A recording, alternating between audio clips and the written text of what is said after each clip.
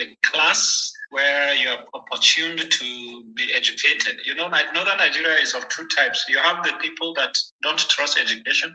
They'd rather send their children to Almajiri. Boko is haram. And then you have the other side that they don't care about religion. They don't care about culture because they are mostly British raised. Those are the first people that were the British educated. So they don't care about religion anymore, but they can't say it out loud. Mostly they are secularists and atheists, but they don't say it. But you would know if you grew up in the north, they live in the GRA where there are no mosques, they don't pray, they drink their alcohol in their privacy, stuff like that. They are mostly academicians. So I was unique because I came from a family that trusted both sides, because my father is that kind of, you could say, Muslim brotherhood stuff. So he felt that the best way. You just cut off. I cut off? Okay, now we can hear you. Okay.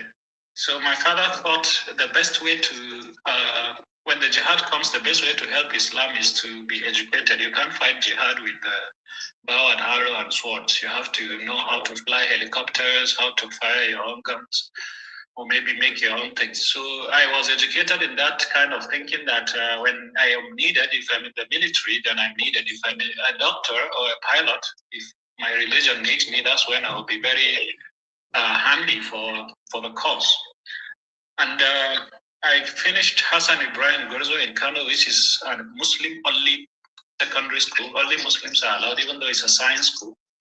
And before then, I was educated in this Saudi-sponsored, Ali bin Abi Talib is Saudi-sponsored. Saudi Arabia sends money for education, but not for every Nigerian, just for. You cut off again? Okay. Okay, now we can. Okay. The Shiites get their money from Iran, you know, so Sunnis get their money from Saudi Arabia, stuff like that. So much later in life, as I understood science, I realized that a lot of things don't make sense. And I became agnostic. From skepticism, I became an agnostic. And then in my teenage years, I'm sure I am not practicing Islam unless if pressured upon or nudged upon, mostly by friends and peers. When there's time for prayer, you know, Islam is self-monitoring. Everybody monitors. So I was just there practicing because I am among friends, you know, when the time for prayer comes, everybody will ask you to come and join and you join. But by the time I was in university, AB's area, I realized that I can't really belong to this culture.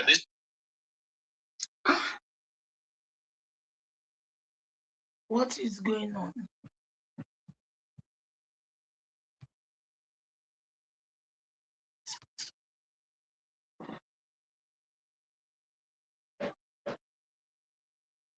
Ṣó kọ́ọ̀tì wà dànù ni? Ẹgbọ́n kí nìyẹn kọ́ọ̀tì wà dànù ni o. Oh God. Àwọn èèyàn tap kí ló dé? Why? Oh my God. Kí ló dé? Kí ló ṣẹlẹ̀? A ti ṣe bẹ̀rẹ̀ sí. Oh God. A ti bẹ̀rẹ̀ sí sọ̀rọ̀ ni. Kí ló ṣẹlẹ̀? Kí ló ṣẹlẹ̀ àfi wẹ́lọ́? Kí ló ń wá káàkiri gan náà kán fi wálẹ̀? Ìwọ Ọlọ́run bàbá wa. Àwọn ẹbí òkùnkùn Nàìjà ni o tí o fẹ́. Ìwọ Ọlọ́run bàbá wa. Kí ló wá ṣẹlẹ̀ tó báyìí? Flagging ni. Ẹ jọ̀ọ́ nítorí ẹ jẹ́ ká bẹ̀rẹ̀ ọ̀rọ̀. Ẹ̀yin bíbù yìí. Data boy. Mo dẹ̀ ń wọlé pé what is going on? Data boy, kí ló ṣẹlẹ̀? Àmọ̀dáre o. No be juju be this ni. Ṣé èsì bọ̀bọ̀ amúgbó yẹn ló lọ ṣiṣẹ́ ìwà ẹ̀? Kò yé mi o. Àfi kálọ́. Ẹ jọ̀ọ́ ẹ jẹ́ ká tap please and please. Ẹ jẹ́ ká send the gift wọlé ẹ jọ̀ọ́ nítorí Ọlọ́run please. Àti ìbẹ̀rẹ̀ program. Mo rò pé àtọ̀dọ̀ mi ni.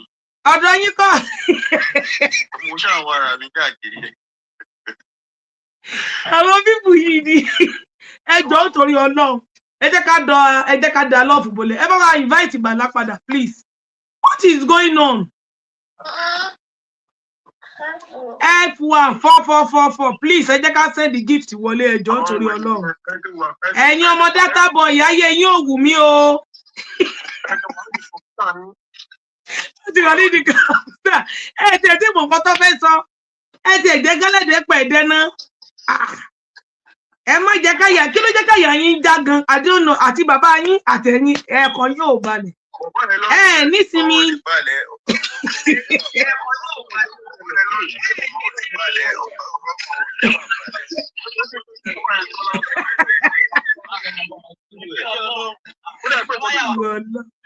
Àtẹ̀yìn àti bàbá yín ẹ̀ nísinmi láyé ẹ̀ nísinmi lọ́rùn ìsinmi ò jẹ́ ti yín.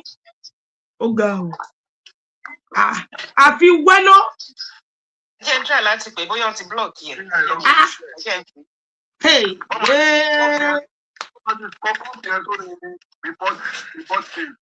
Wọ́n ń bẹ lórí social media yìí. Ìkan bẹ lórí social media yìí. Ẹ jẹ́ ká tap, ẹ jẹ́ ká send the gift wọlé, please and please. Ẹ jọ̀ọ́. Ká dẹ̀ show love, please. So we love this program. TikTok, we love you. F1 444. Oh God. Imagine what is the freedom of speech online? APC ẹ̀ ní sórí rẹ̀ o tó bá ń pè yín.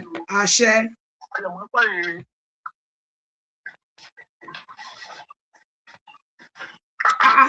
Ẹ̀ẹ̀kan náà wọ́n ẹ mọ nǹkan tí ẹni tó ń bọ̀ wá sọ̀rọ̀ ẹ̀ tí mọ tó ń bọ̀ wá ṣe ẹ ti bẹ̀rẹ̀ sí í ṣorí burúkú. Nǹkan ó ti ta fún yín o. Ó máa ṣorí burúkú yẹn dalẹ̀ ni. Àṣẹ.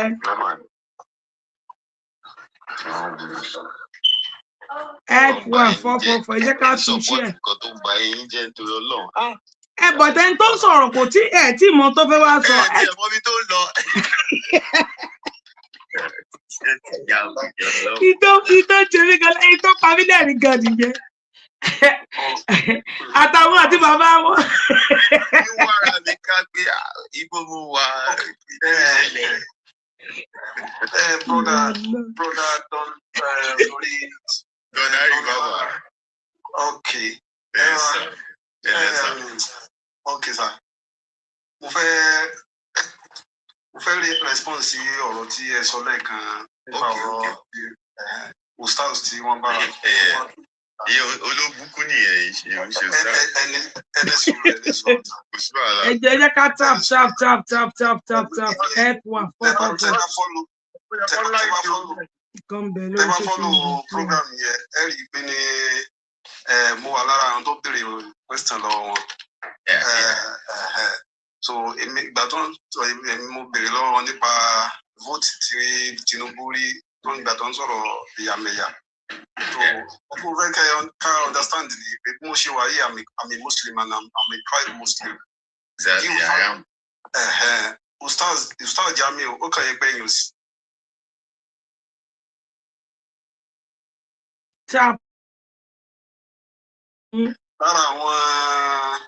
Lára àwọn comparator, so he is one of the leading comparator that we have in Southwest. But nǹkan tó kàn tí mo dẹ̀ máa ń follow wọn dáadáa lára àwọn member wọn ni mí. But Islam ò fẹ́ àbòsí, she understand. Tèmi sì believe with Islam ti tèmi sí nìyẹn. So ìgbà tó wá níjọ́ yẹn ìbéèrè ti tèmi gan ló lágbára jù fún wọn láti down, because mo ti rí pé ní see we can move Nigeria forward based on sentiment. Èyí tí Islam gan fún wa láyé rẹ̀ rárá tí family tí parent wa bá ń ṣàbòsí ẹ jẹ́ ká sọ fún pé parent wa ń ṣàbòsí kẹsì Islam gbé wa. Prophet Muhammad sallallahu alaihi wasallam sọ pé ní ẹran àwọn méjì lọ́wọ́, ẹni tó ń ṣàbòsí fún àti ẹni tí ó ń ṣe àbòsí. So wọ́n á béèrè lọ́wọ́ rẹ̀ pé ní tábà ní ká ran ẹni tó ń ṣàbòsí lọ́wọ́ fún tó ń ṣàbòsí fún lọ́wọ́, báwo ni ẹni tó fẹ́ ṣàbòsí báwo lẹ ṣe fẹ́ ràn òun náà lọ́wọ́? Wọ́n ní ẹ gbà lọ́wọ́ mọ́ ẹ lè jẹ́ kó sí àbòsí yẹn ni. Now nígbà tí Buhari wà lórí oyè ustaz fẹ́ ra bọ́ọ̀sì tí wọ́n fẹ́ máa fi páàkì àwọn irinṣẹ́ wọn 28 million naira ni wọ́n bọ́jẹ̀tì fún bọ́ọ̀sì yẹn pé wọ́n fi ra bọ́ọ̀sì. Immediately tí Tinubu wọ orí oyè owó bọ́ọ̀sì yẹn ó kù láti rí 28 million naira ó lọ sí 120 million naira bí 128 million naira. But because Tinubu jẹ́ ọmọ Yorùbá tó sì jẹ́ èèyàn wọn, wọ́n rí pé ní aburú ṣẹlẹ̀ sí wa ní Nàìjíríà. Kì í ṣe pé nítorí pé ọ̀rọ̀ ó jẹ́ Mùsùlùmí àbújẹ́ kìíní ni. Ẹ sì rí pé gbogbo ọ̀rọ̀ tí wọ́n ń sọ ń jọ yẹn, ọ̀rọ̀ pé ní àwọn Haúsá wọn fẹ́ ká débẹ̀, àwọn Haúsá wọn fẹ́ ká débẹ̀, ọ̀rọ̀ ẹ̀yàmẹ̀yà òun ni ustaz ń sọ ń jọ yẹn ló jẹ́ kí n gírìlì wọn. So ẹ wá rí pé nígbà tó ń fẹ́ sọ̀rọ̀ achievement, wọ́n sọ̀rọ̀ kankéré, títì kankéré. Báwo lẹ sì máa sọ̀rọ̀ títì kankéré gẹ́gẹ́ bí achievement pé àrírí Nàìjíríà? Sáà wá rí títì rí Nàìjíríà ni. Ok, Ìbàdàn expressway tí wọ́n ṣe policy ló yàtọ̀. Ẹ bá wo bá ṣe ṣe Ìbàdàn expressway yẹn, construction method wọ́n dígì ilẹ̀ lẹ̀. Bí mo ṣe wà yìí, I'm in the field of engineering people. So wọ́n dígì lọ sí di solid strata. Wọ́n ṣẹ̀ṣẹ̀ wá fi polymembrane sí àwọn pé àwọn ilẹ̀ polluting yẹn wọ́n ṣẹ̀ṣẹ̀ fi sí. Wọ́n wá lọ kó àwọn another material. Wọ́n ṣẹ̀ṣẹ̀ wá kó wá. Wọ́n ṣẹ̀ṣẹ̀ wá fi solid cement treated base. Wọ́n ṣẹ̀ṣẹ̀ fi lélẹ́rí kó tó wá di pé ní wọ́n wá gbé asphalt lélẹ́rí. But this system tí Umahi gbé wá, òun gbé pure concrete wá. Decision Umahi ní kì í kò ká wá. Ọ̀nà Ìbàdàn expressway yẹn so ti bàjẹ́ ni. Àbí ká lọ sí Abuja Kaduna tí Julius Berger sí. Sọ́nà yẹn ti bàjẹ́ ni. Àbí ká lọ sí ọ̀nà Kano to Maiduguri tí wọ́n sì. Ó ti sì kẹ̀kẹ́ tó affect ọ̀nà yìí. Ọ̀nà táyì ń ṣe lọ́wọ́ tí gọ́ọ̀mẹ̀ntì yìí ń ṣe lọ́wọ́, wọ́n ní yóò lo 50 years. Àti ìparí rẹ̀ gan ká tó mọ̀ bóyá yóò lo 50 years yẹn àbí kò ní lo 50 years yẹn. Ẹ ti ń pariwo pé ní ọ̀nà yóò lo 50 years, ọ̀nà yóò lo 50 years, ọ̀nà yóò lo 50 years. Ẹ jẹ́ ká parí rẹ̀ náà ká mọ̀ bóyá yóò lo 50 years yẹn ọ̀hún. Tó gbogbo àwọn nǹkan yẹn, àmọ́ wọ́n ti gbàgbé pé ní a ní 36 governors ní Nàìjíríà tó jẹ́ pé ní àwọn 19 wà ní north. Sẹ́yìn mọ̀ pé ní as I'm talking to you right now, Bala Mohammed, who is the chairman of PDP Governors Forum, is now negotiating with APC in the bid of joining APC. Bye. Sẹ́yìn pọ́ ọmọ Fúlàní ni ọmọ Haúsá ni.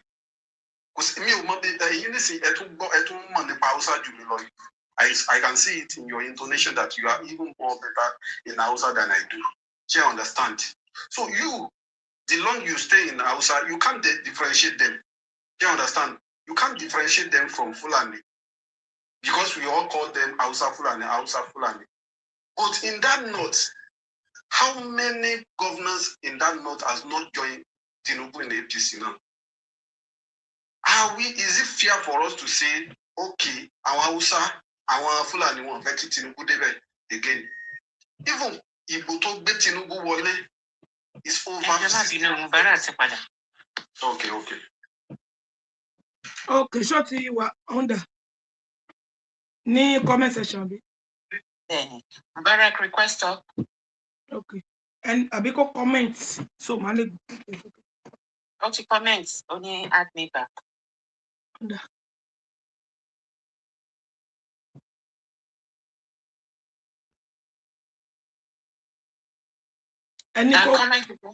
Ẹni kó comment again so.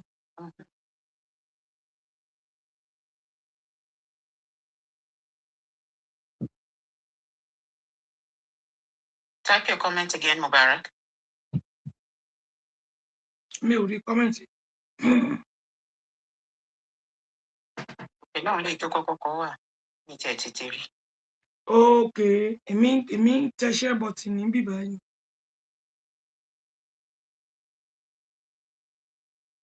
Tó bá ti comment ẹ jẹ́ kí n mọ̀. Bóyá ẹ máa sọ̀rọ̀ yín lọ náà. Bàbá Ọmọbọ́lá, ẹ máa sọ̀rọ̀ yín lọ. So tó bá ti comment a pick it. Ẹ máa sọ̀rọ̀ yín lọ, Bàbá Ọmọbọ́lá. Baba Mobola.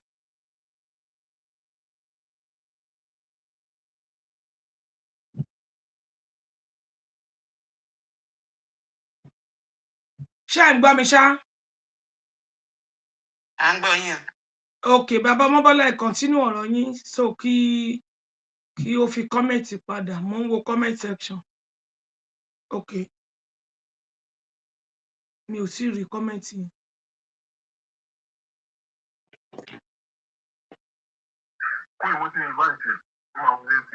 Okay. Ẹ jẹ́ kí Baba Mobola máa sọ̀rọ̀ lọ.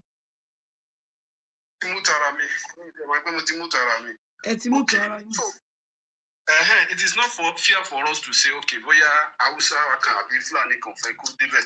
Sẹ́rí àwọn politician wọ́n máa ń play political game pẹ̀lú wa ni chess ni wọ́n máa ń play.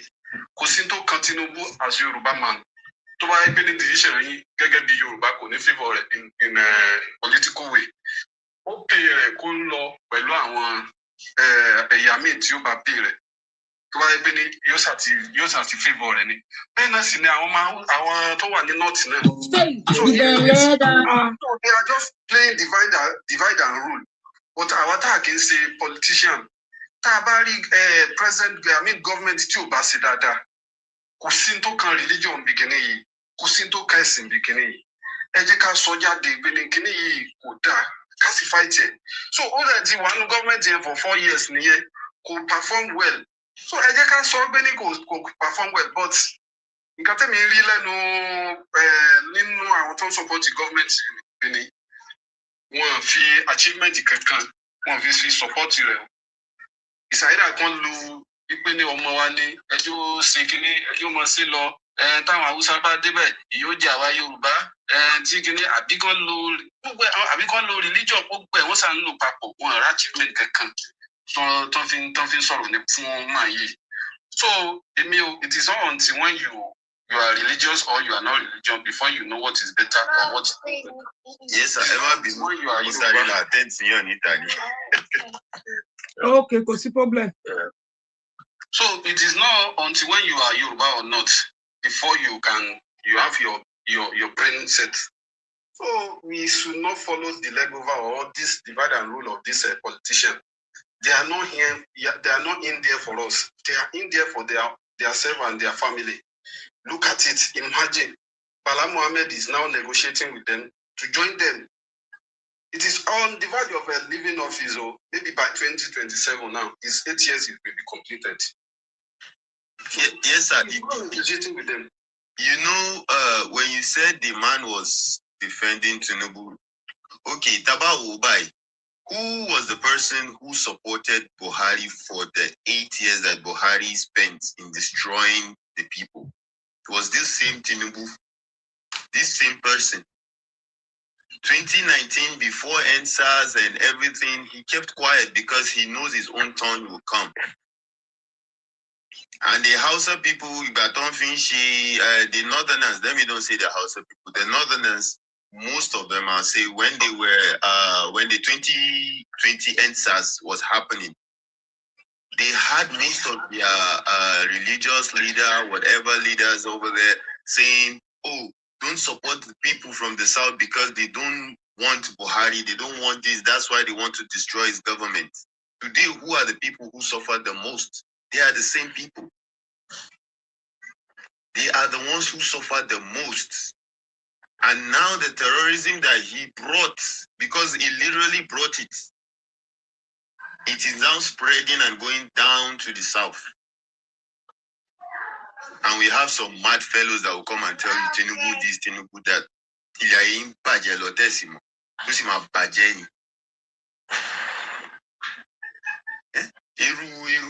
Rubbish. You know, everything, any coastal road, kini.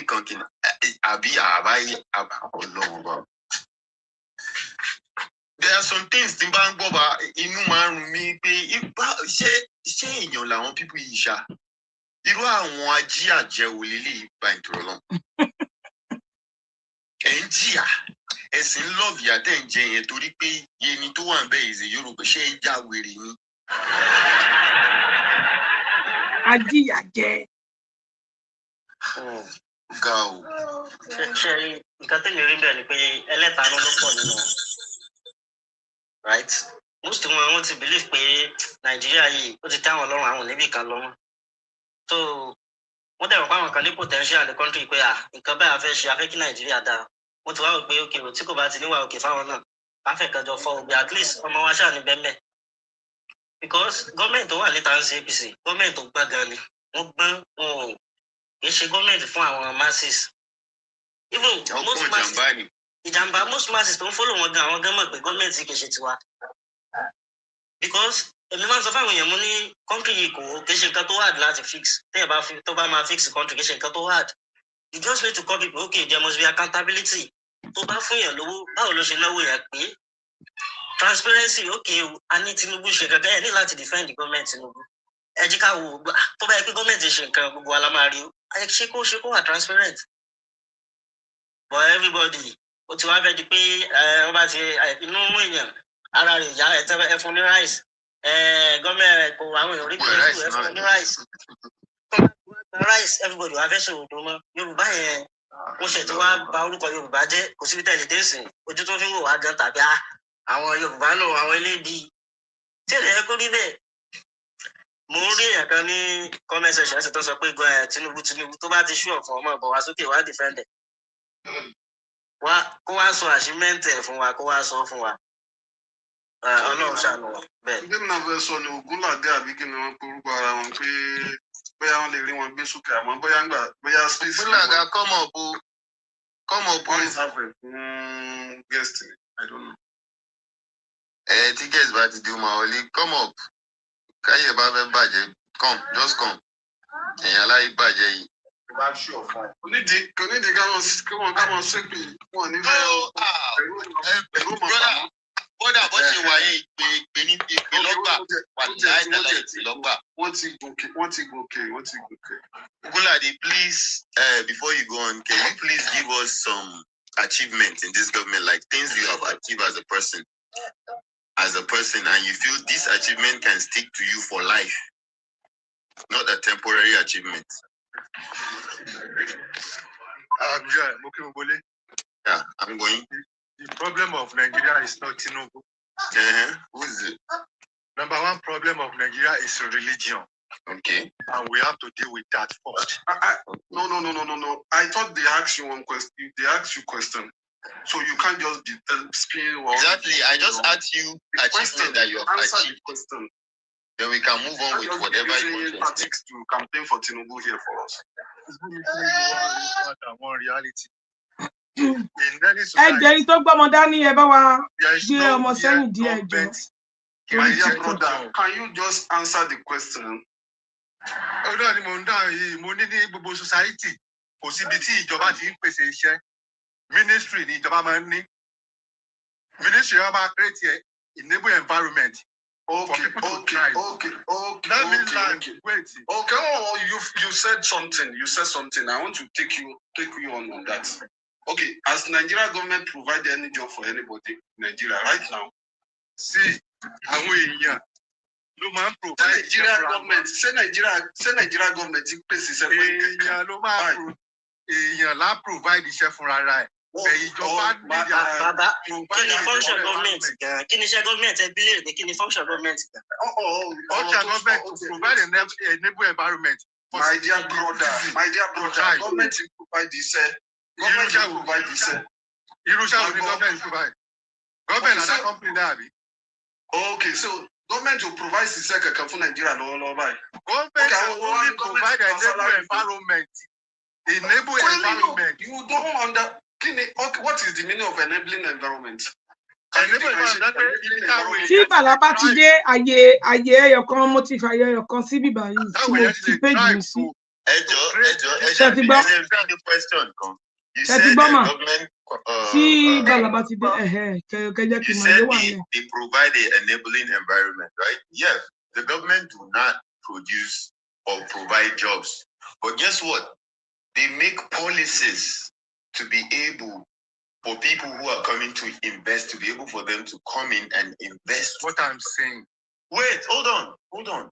I asked you a question. I said, you as a person, what have you achieved? Or what can you say, yes, this is an achievement? And this thing can last me for the next 10, 20, 30 years. You can't ask me personal questions. If we are talking about... No. Wait, hold on. Let me talk. Bro, calm down. Wait, that calm is down. personal Do not question. yell at me. I need Do not yell at me. Hold on. Wait, No. Wait. Bro, I know mad people like you. I know supporters like you. I can beat my chest and I will not let you can't ask me speak. that question. I will not let you speak. I You cannot speak over me. Just calm down. You cannot speak over me. I know people like you people that continue to defend rubbish. So calm down. What is your achievement in life? Calm down. Ask me my achievement. Yo, calm down. That is personal. You can't ask me No. I have to ask you personal. Wait, hold on, because you are here to defend rubbish. Hold on. Do not speak over me. Let me talk. Let me talk. Let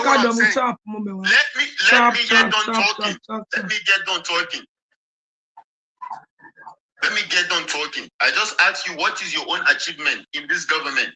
Before we go about talking about the rest of the people in the country, you as a person who is coming over here to defend the rubbish in that country. So I will be waiting for government to provide money or anything for me. What about providing a conducive environment for you to be able to strive better in life? See, I don't want to go into personal. No, I just asked you a question. Not just you in particular. I use you as one person before going. Yes. See, I don't want to go into personal. Nigga, just go. Guy, just go. Question. Bye-bye. You go. You can't answer because obviously you guys are just... Mo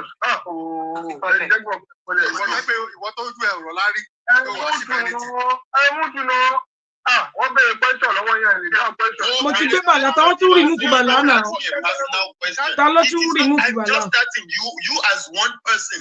I am asking you before we now go over and say, okay, what about... Ṣé network ló tún gbé bàlá ni? No, bàlá ló wà lókè náà. Ẹ wo ta lẹ remove. What's your achievement? You cannot speak about achievement. Iron Man. My achievement. You know that you have achievement more than me in this life.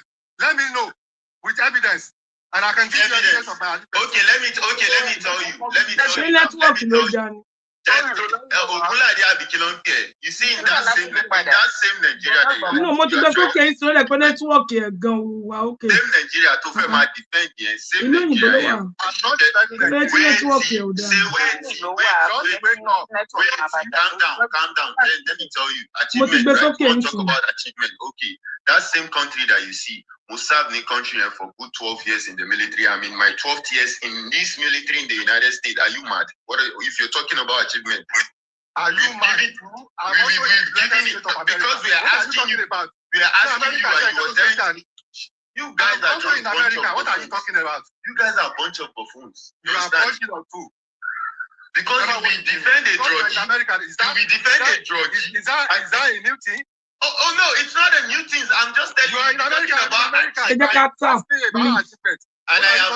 I have seen achievement. I just asked you a question, but because you guys are just you're dumb, you cannot answer just the same question. Argument. What are you talking about? You want to turn it into argument? I just asked you a simple question, but because of how dumb you are, how dumb your leaders are, how dumb all of you are, you cannot answer a simple question. You are a company in Nigeria. Yeah. Company. Sorry. You are talking nonsense. People create job for themselves. Only a doubt. Okay, you should network.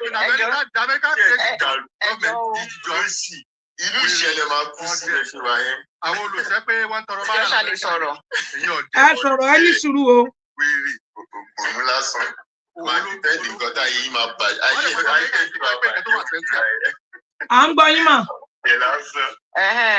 Ó ní òun wọlé wọn kàn ń gbé òun kúrò ní. Ta ló ń gbé kúrò? àwọn TikTok ni pé wọ́n wá ń béèrè age confirmation.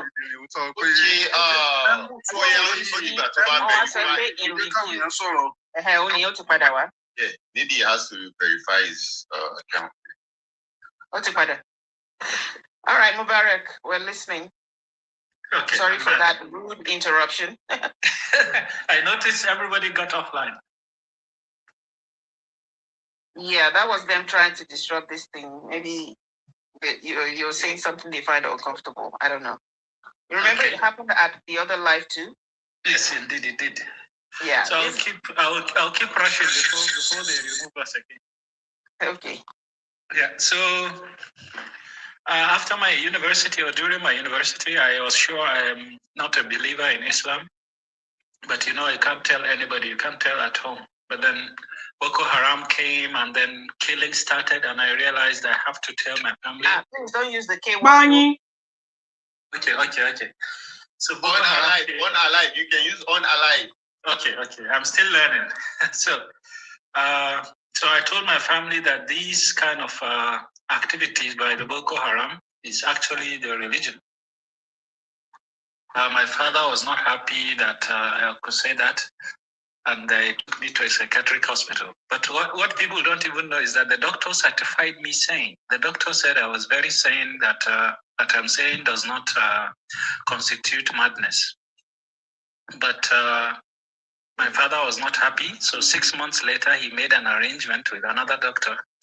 And then they just took me by force and then hospitalized me for 18 days, through which I had to now call the international community to help. And then I was helped. I was released after 18 days. Immediately I got out. Boko Haram leader Abubakar Shekau had the news on the BBC.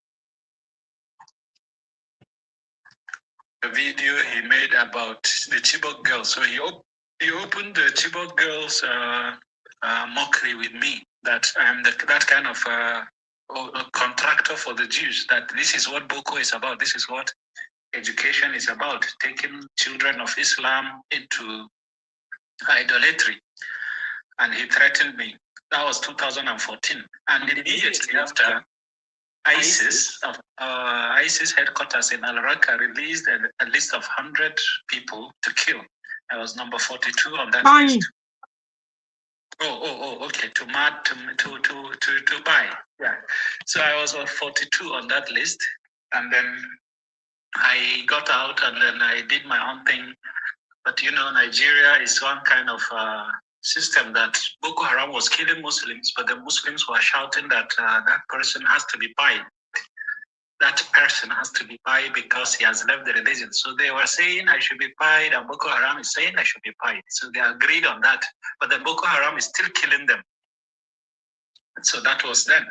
But I decided to maneuver about and live. Yeah, I lived quietly in Kaduna and Abuja, just doing my own thing and working as an engineer. I'm a chemical engineer. In 2020, I crossed over to the Hausa language. It's very different speaking in English and then speaking in Hausa is very different. The audience you have are totally different. Like you could say maybe the difference between North and South. So I crossed over to Hausa because they were saying COVID-19 was a conspiracy to make Muslims not pray, to ban Muslims from going to mosque, that there will be no Hajj this year, blah, blah. So I thought if I could switch to the Hausa language, maybe I could try and educate them. So I tried to educate them, but immediately they realized that this is that person that 6 years ago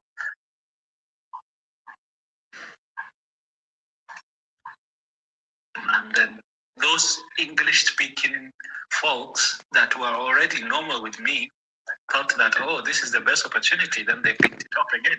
So that person is still alive. And we pressured the government, and then the government now decided. So in fact, there were people looking for me actively to kill me, and the government picked me up. But they picked me in Kaduna instead of them to take me to Abuja or Lagos for trial, they decided to smuggle me. This is to COVID-19 when Boko Haram, when President Buhari has already decreed that no state should, no interstate travel, no going out and no interstate travel. But I was smuggled quietly into Kano. And I was kept in the police headquarters for 3 months. And all through that 3 months, they were doing nothing but trying to convince me to convert back to Islam. And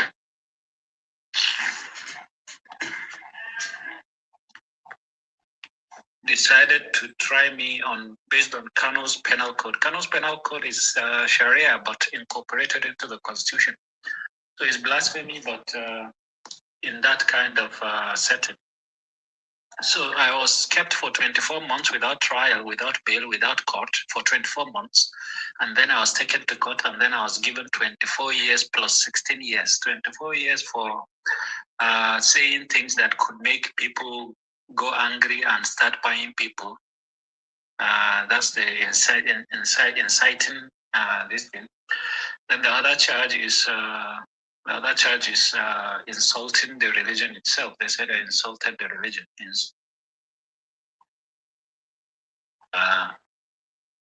Identity, meaning the prophet. So I was serving 40 years. Then I was able to transfer to Abuja. And immediately I got to Abuja, I waited thinking that it would be over soon, but I lasted another 2 years. So all in all, I lasted 4.5 years, which is about 7-8 years in prison calendar. So that was how I got out last year. And then I immediately came to Germany for study and to recuperate in hope that I could go back, because I hope that Nigeria needs to hear things that they don't want to hear, especially my people in northern Nigeria. So that's my story. You could ask me questions. Tell them what I said when you said you were going to go back to Nigeria. Oh, yeah. People don't think it's possible to exist in Nigeria once you are not a Muslim, especially given that I come from northern Nigeria and I try to live in northern Nigeria. So most people still look for me. The fatwa is still there, people's fatwa, and then government fatwa. And then the judge said I must never speak against the religion again, which I have not abided by. So, but I thought maybe I could go back and then we could chart a new way. We firstly have to give our people, because this is a forced marriage by the British between North and South. And our people don't want Nigeria. They just have to be in Nigeria because somebody decided they have to belong to Nigeria. They want to have an Islamic state like Sharia, Taliban system. This is what we want. Even the British, when they came, they realized we were operating the Sharia and they didn't want to disturb that. If you studied social studies in primary school, you'd know that Lord Lugard employed a method for the North called indirect rule, where all he could was just give directives to the emirs he installed, and then these emirs would govern through him. So the system was intact. Northern Nigeria was not.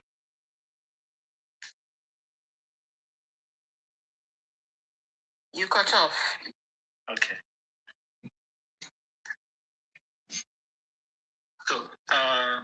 So Nigeria has never changed. Northern Nigeria has never changed from that mentality, from centuries old mentality. So we would rather have a Sharia state than have Nigeria. That's what Northern Nigeria mentality is about. We prefer to live as a Taliban kind of world where we don't care about modernity. We care mostly about our own faith, our own religion, our own culture, where we marry little girls and as many as we can and sell human beings if we want. So whatever Boko Haram was doing is our culture. Whatever the bandits are doing is part of the culture. It's what the religion taught us. And then we complain only because it makes us uncomfortable and we are the victims. Well, initially, we thought the victims have to be people from central Nigeria, the Middle Belt. Those are the people before Christianity that we just took as slaves and do what we could with them. But now we can't do that. So we are very angry because our own colonial masters, the Fulani, have decided that if they can't reach the Middle Belt, they could find us and do what they have done so far. So this is it. So regarding the tribal division that you mentioned, actually I was the one that ignited the debate. I ignited the debate about the jihad of Usman Dan Fodio. That was about a decade ago, and I went Boko Haram because part of what I was doing is trying to educate people that there is no difference between what Shekau and Boko Haram were doing and what Usman Dan Fodio did 2 centuries prior. And then also I ignited the debate that we Hausa people, we don't even know ourselves. We don't have that sense of identity. We try to merge with tribes that don't really acknowledge us. So you see a typical Hausa cleric dismissing Hausa tribe as an ethnic group, saying that they don't exist. Then yesterday I saw on Facebook, I saw another cleric. He's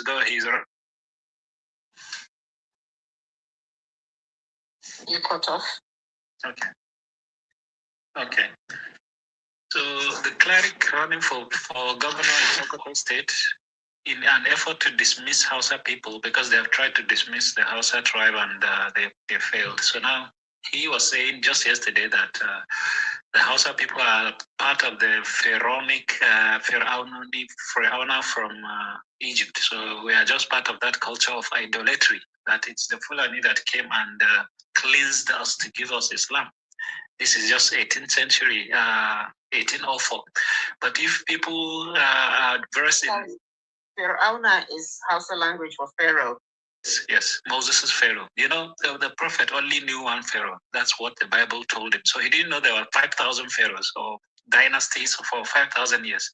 So all we knew is just one Pharaoh. So whenever we mention Pharaoh, we just meant that one from the Bible. But they don't know that there are many, many thousands.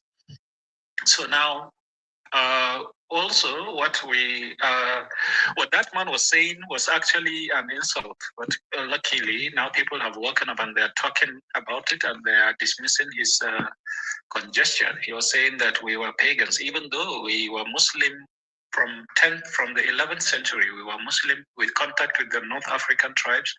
We became Muslim, like Islamic Maghreb came through the Sahara and then contact with Sub-Saharan Africa when we were under the Shanghai and even before the empire.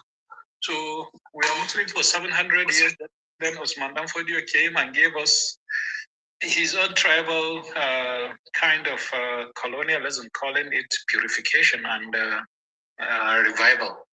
But this is what it is. Northern Nigeria is still under that colonial rule. They were only deposed by the British. But also by genetics, we can't differentiate between the Hausa living city dwelling Fulani and the Hausa people because we have intermarried, we have mixed. So the features, even if prominent, we have mixed so much that we are still Hausa, we are still Fulani. The only difference is that those that have not mingled with the typical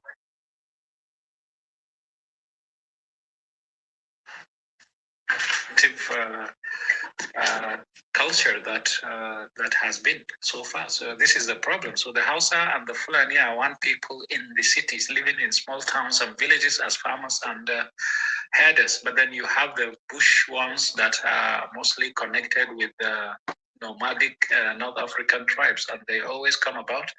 They are not civilized. They don't know anything. They just want to maim and kill and murder and take slaves. So that's the conflict we have now. But the problem is that the Fulani elite have refused to ally themselves with their host communities, the Hausa, in trying to tame that menace. So we're still trying to educate them that this is not the way. We have to educate ourselves. You don't declare kinship to somebody that wants to kill you. But all these spying, in reality, actually are part of the religion. You know, the religion has normalized it. It's very normal. Quran 4 verse 24 has explained how you could rape, how you could take slaves, how you could sell, how you could make a slave your own property, or whatever objections the persons would have. So we still have that Sharia system, and we still consult it, we still teach it to our children, and still we complain that it's a conspiracy from Israel, or it's a conspiracy from America that terrorists are killing us. We can't really see that our own culture is Boko Haram, our own culture is this banditry. This is what we've done for centuries on another tribe, especially those in the center. Why those? Yeah, really.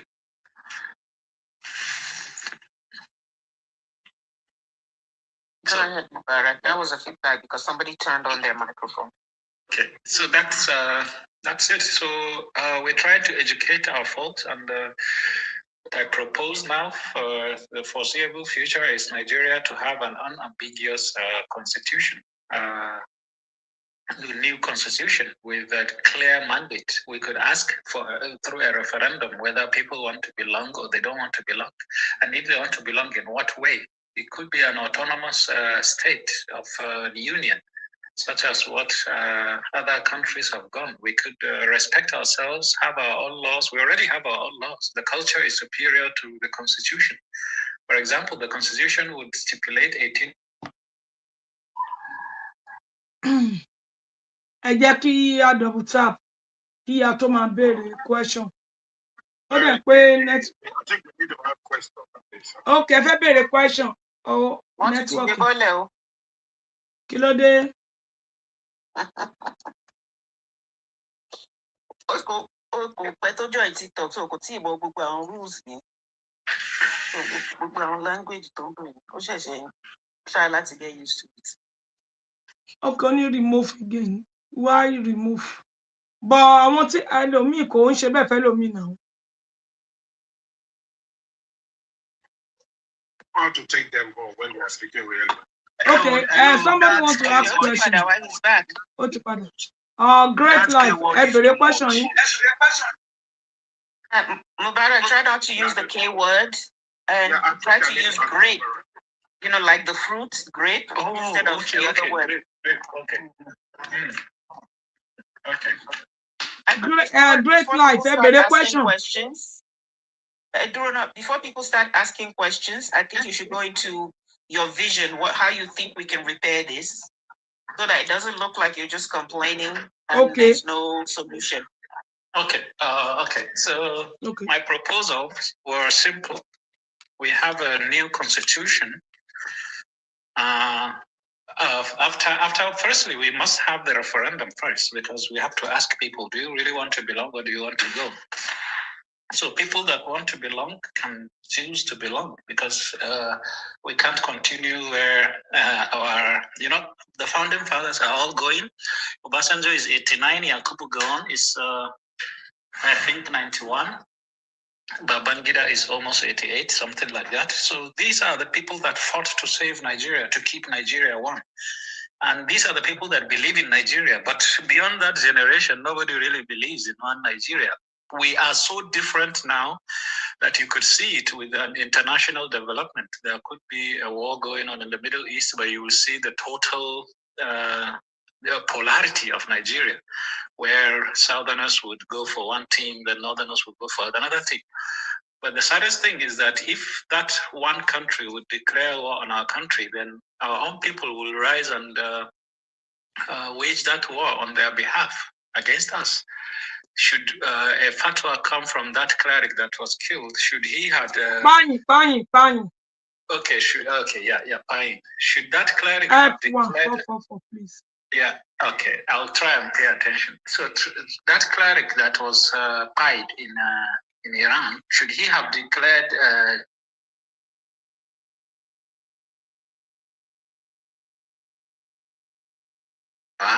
they would act on it. So we were just lucky. So now if we can give the choice, because there is no there shouldn't be forced marriage in this century. The British did it. It started here, 1884, Berlin Conference. And the British did it. And they took the territory, they just decided to administer it without consultation. But that British are gone. Then our founding fathers that fought to keep Nigeria one are all almost gone. So the oldest president we would ever have is Goodluck Jonathan. This is a 64, 65-year-old person. And he's the only one that would remain out of the former presidents, because if you notice, even the current president may not last 2 decades. On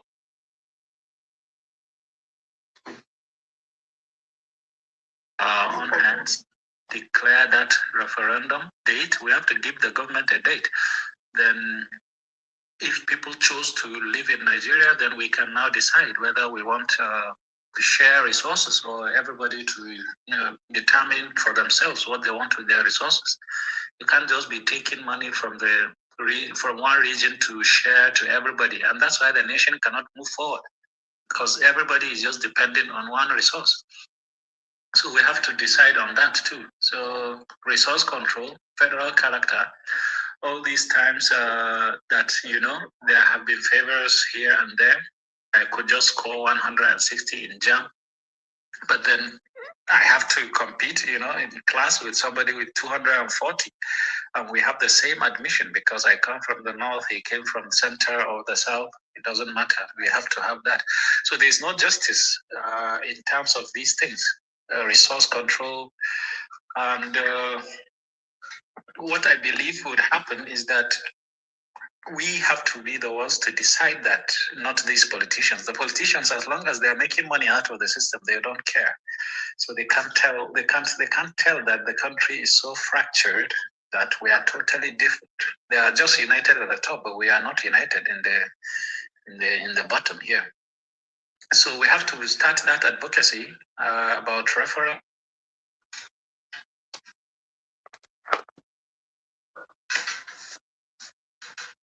I plan to have a political party registered, ideological political party, not these ones that will be Republican today, then Democrats tomorrow, then Green yesterday, then Libertarians. You know how crazy it could sound to maybe an American or a politically savvy person to realize that Nigerians don't have an idea of how politics is. They don't know left, they don't know right. They are just like goats. You just chase them into one party and they all follow as long as there are yam and leaves to eat. What good old Jonathan said, a goat must eat yam. So the Tinubu is dangling yam for them now. And everybody is going. So there is no political party. So we have to have as youth a political party. Then we have to also have our own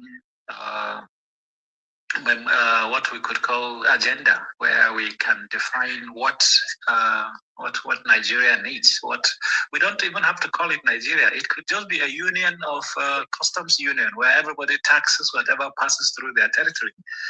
That's why I want that state police to happen, because with state police, at least people have a chance at their destiny and not controlled at the center.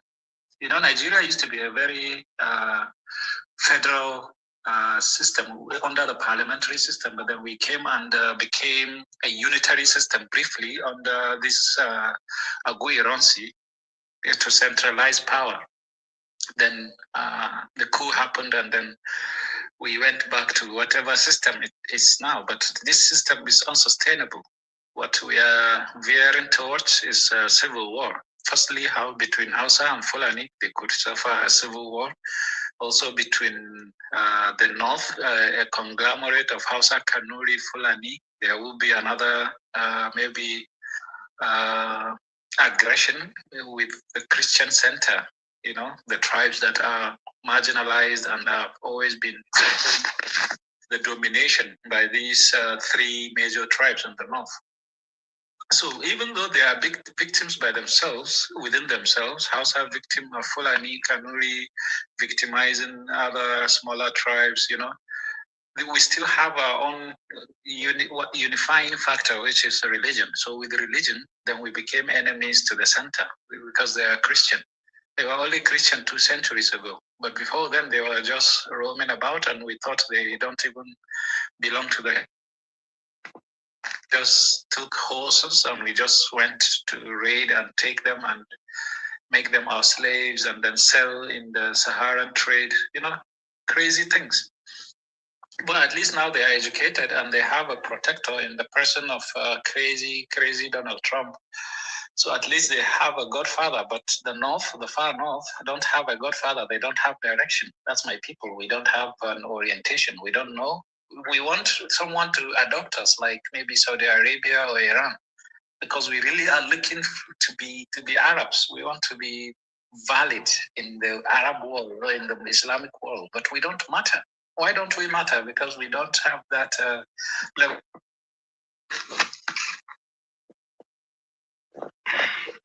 I don't see a justifiable factor. Cut off, Mubarak. Networking. I'm telling you, we don't see a justifiable factor from this, man. My back. Okay. I just come a question. Shaki, I better question away. Mama was saying. Go ahead, Mubarak. Okay. So that's it. So the way forward actually after this election is to start something. We have to start something so that by 2030, we have a date for something like a referendum or a new constitution, or even just bring back what Goodluck Jonathan tried to have, that constitutional conference and all those recommendations that were there. They could start as a launching pad for. This is 2025, 2026. We only have 3 generations before 2100. Please. You can't tap, can't support the life goals. Wow. Can't send the gift to Wale. More blessing, Baba Sele. Please and please. Baba Sele, any can call one bill. You can't send the gift to Wale. Come out to look down. More blessing. So, I jẹ́ kí a bẹ̀rẹ̀ sí béèrè question torí time àtàsìkò wa. Àwọn kan fẹ́ lọ sí ibi iṣẹ́. Èmi náà ti kọ question mi sílẹ̀ sínú ìwé mi bí, but mo máa jẹ́ kí gbogbo wa béèrè question wa náà. So táyé bá kù máa béèrè fún mi.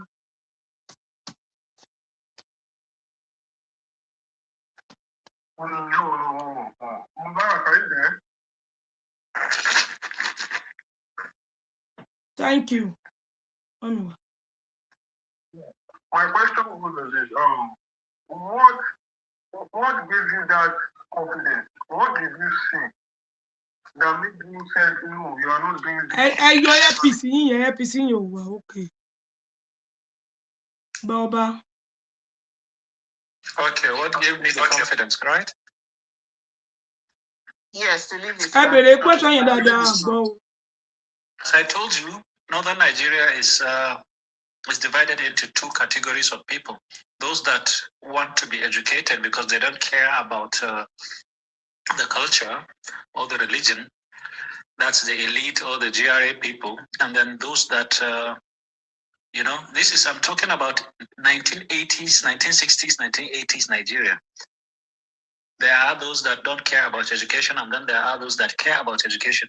But then uniquely, some families can care about both. So I was from that kind of family that cared to be educated as well as take religion very seriously.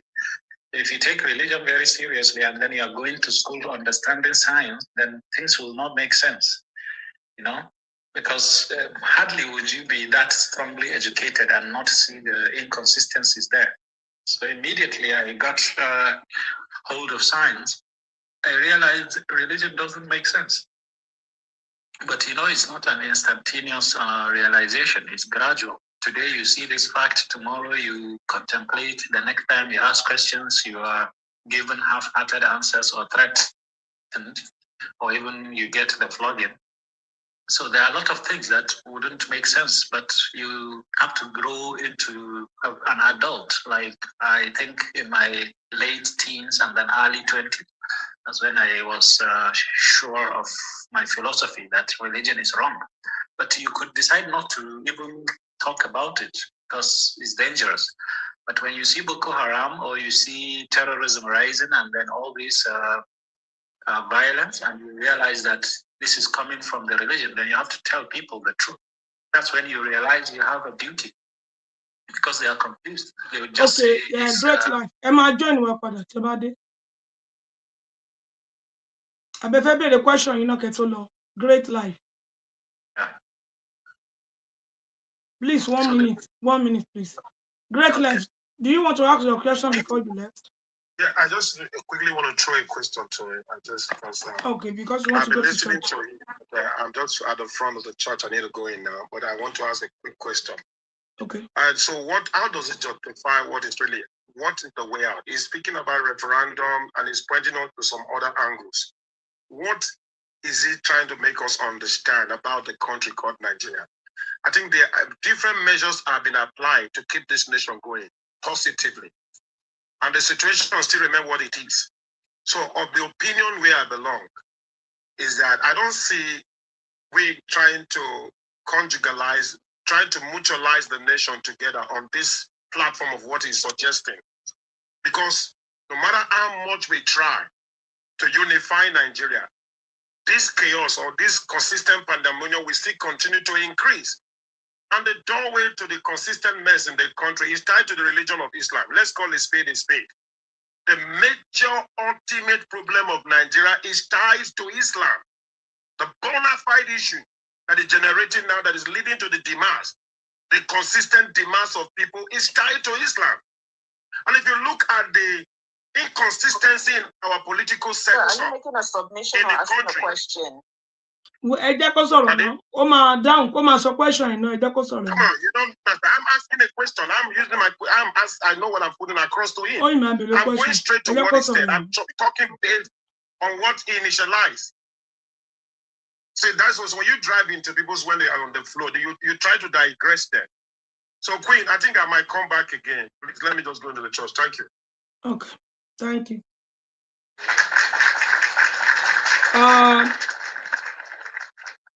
Ó lóun lọ sí church, so ẹ jẹ́ kí tó bá dé kó máa join wa padà. Ṣé question ṣé Mubarak Bala ṣó lè sọ sọ̀rọ̀ tó sọ? Mubarak, do you want to address this question?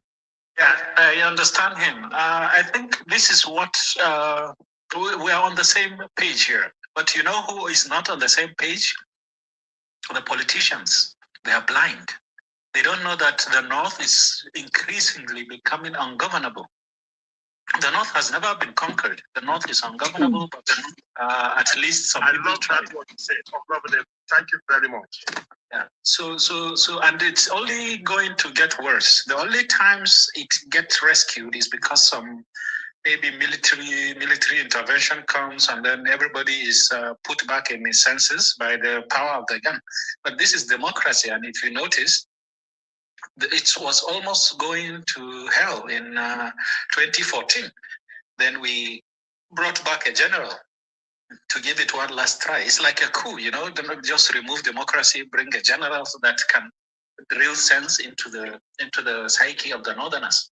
And that is what tamed the situation for a decade. And now it's back.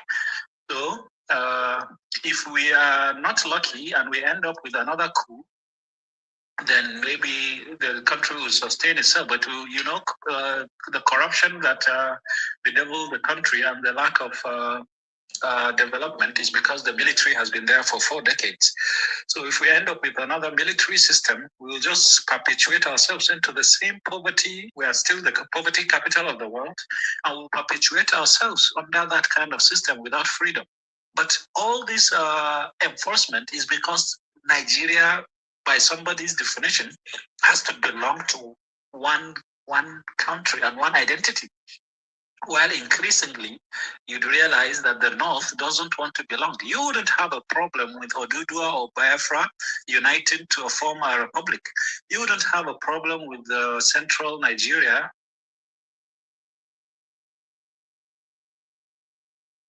You cut off. Okay.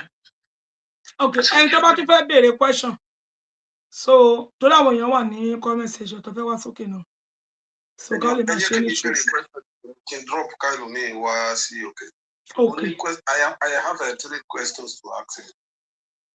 You say, I don't want to go about rhetoric of religion with you because you said that you study.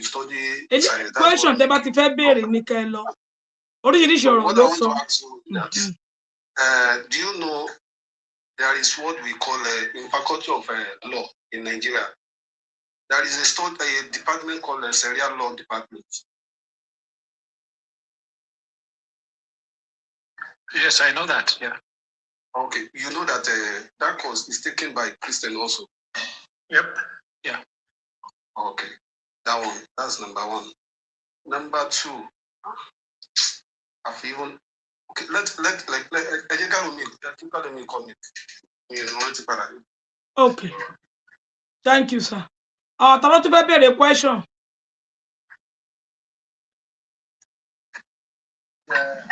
Oh, thank you. My own question is, what is the... there is none here. Just give me a minute. Okay.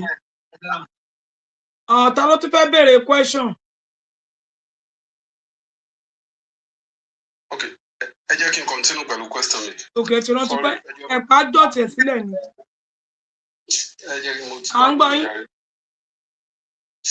You spoke about some people having 200 from south and some people having 140 in your insinuation from north.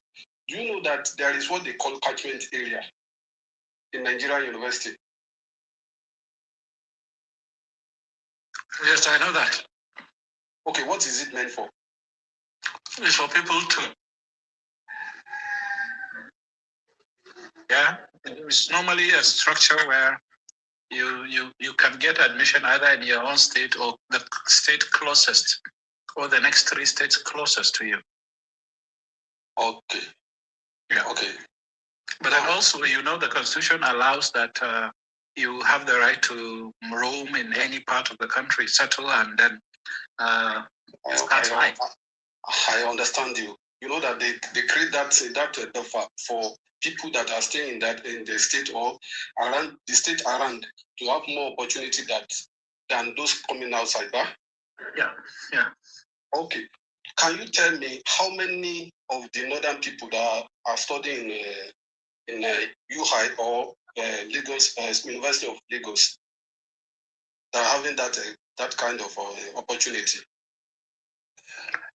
Yeah, there is discrimination. Let me tell you, 2004, I got admitted into ABU's area. Do you know the admission? What it was called? It was called Sharia list, because that was when Nigeria was in that buying orgy about Sharia. There was so much buying that there is that demographic shift where people of not belonging to that tribe or that region had to leave. So for the first time, ABU's area saw the largest influx of Muslim students. It became so apparent that on a Friday, you would see the whole school shut down, because now we have the school. And it was boasted by most of our seniors that they did that just so that they would show the people that the central Nigerian people, indigenous Kaduna Christians, Zaria Christians, Plateau, people that dominated ABU's area. It was done just to show them that we have come of age. We are taking the country, we are taking the region, we are taking the institution. And from then on, if you notice, the institution in the north, especially ABU's area, all these institutions became Sharia compliant institutions. Just last weekend, you would see that a Christian lady from Kaduna was complaining that most of the Christians were disallowed entry into the school, a federal polytechnic, because they didn't dress as Muslims expect them to dress, because they said they were fasting. So that's the kind of injustice. Also, encroachment and all those things. We have known that it has been there for maybe now 2-3 decades now, since the Sharia madness came about. And it has been ever. Mr. Mubarak, what I asked you was about catchment area. And I answered you. Yeah. But the last question was that how many northern people are having the opportunity of competing with southerner in the University of Ibadan or University of Lagos? Well, according to catchment area. Well, I don't know, but I don't have figures, but I could say that. So I'm talking about catchment area, because you made an allusion to catchment area, something looking like a catchment area, because this is a situation whereby they create it for people in the north to have opportunity in university domicile in the northern part of Nigeria, and it is happening here in the south also. So that's what I'm talking about. See, anything about religion, I don't discuss it with you at all. I started by it in my conversation. I don't discuss anything about religion with you at all. I'm just discussing about Sir Omobolaji, he did not mention catchment area. It came from you. he talked about the variation in scores to enter university. That's lower for the north than for the question south. ti yín ni kí ẹ béèrè oríṣiríṣi ó sọ̀rọ̀ nípa religion ó dẹ̀ sọ̀rọ̀ nípa àwọn politicians ètò bá ti wù yín nípa àwọn party kankan nípa Nàìjíríà. Okay, let me make a small point from the other question. So somebody mentioned about studying Sharia in school. What I wanted to remind him is that the Sharia, why there is violence. Ṣé ìtì bèrè question yín tán ni? Wait o, Bala. Okay, thank you, sir. Okay, so what I'm trying to say is that when the British conquered Sokoto State in 1903, and tó bá tún fẹ́ bèrè question, kó wá sókè. I'm going. Okay. Yeah, and they declared the end of the caliphate, the Osman Danfodio Caliphate. What they told the people there is that you could have your own rights to freedom of religion as long as you come to us for the liberation. So they didn't ban Sharia, but they watered it down. And with the first constitution and subsequent constitutions, the Sharia was so watered down that it doesn't involve all these capital punishments and all these maybe classification of people according to being a Muslim or not being a Muslim. The constitution now declared everybody equal before the law, which is not what the religion of Islam had defined the Ummah to be. So just by studying law in the under the constitution in an institution doesn't mean you know the Quran or you have mastered the Islamic law or Islamic jurisprudence. That's why the Boko Haram or jihadists globally are rising. Why are they rising? Because they want that full implementation of what the religion defined. They don't want that watered down British equality kind of system imposed on them. They want full-blown Sharia. Okay, thank you. Tọ́lá tún fẹ́ béèrè question, please. Mi ò bí ò tó ṣáájú mi dé fẹ́ bẹ́ẹ̀ mú kí yín ò ìyá mi ọ̀pọ̀ ọjọ́ mẹ́ta. Ọjọ́ kan pẹ̀lú mà. Ẹkúṣẹ́ ẹrú mọlẹ̀ kò ní sún yín kò ní rẹ̀ yín ò láṣẹ Èdùmàrè. Ìyá mi ayọ̀ pẹ̀tù ẹyẹ mú kí gbogbo yín. Mr. Mubarak, I greet you. I don't really have much question because it seems like you understand a little bit the problem in your area.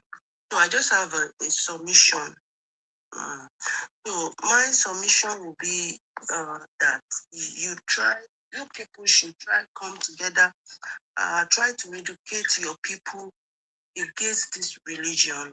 Because if you can look back how Hausa people used to be before the woman that followed you, they were good people, welcoming, they were nice people, working, doing their farming, having their yam, their beans. They were doing pretty okay. No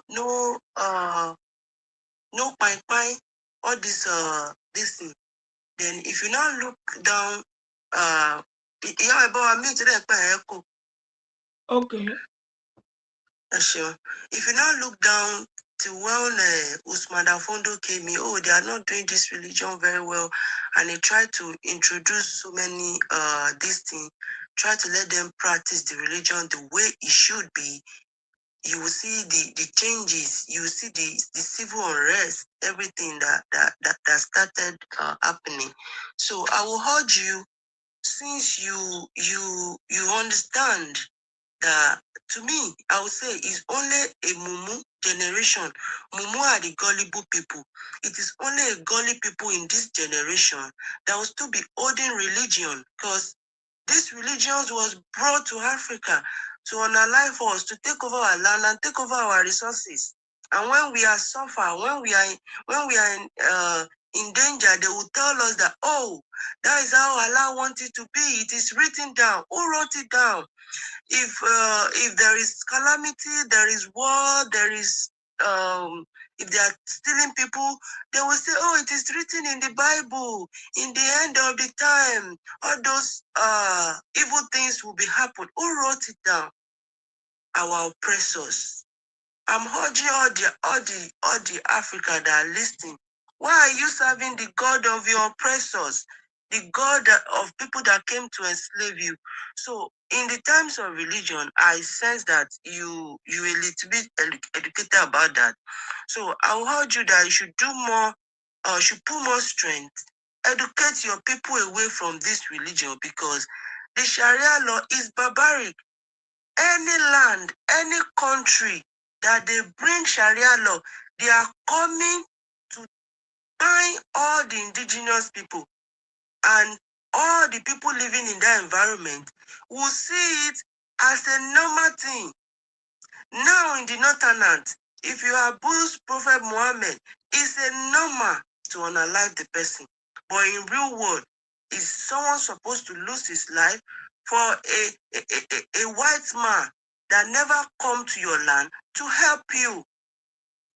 But the ideology of that religion will make it normal. So anything you felt like you could do to educate your people, the only thing that I know is just education. Like you said, education help you to unveil the lies of the religion. So if you can do so much also to educate more, you don't need many.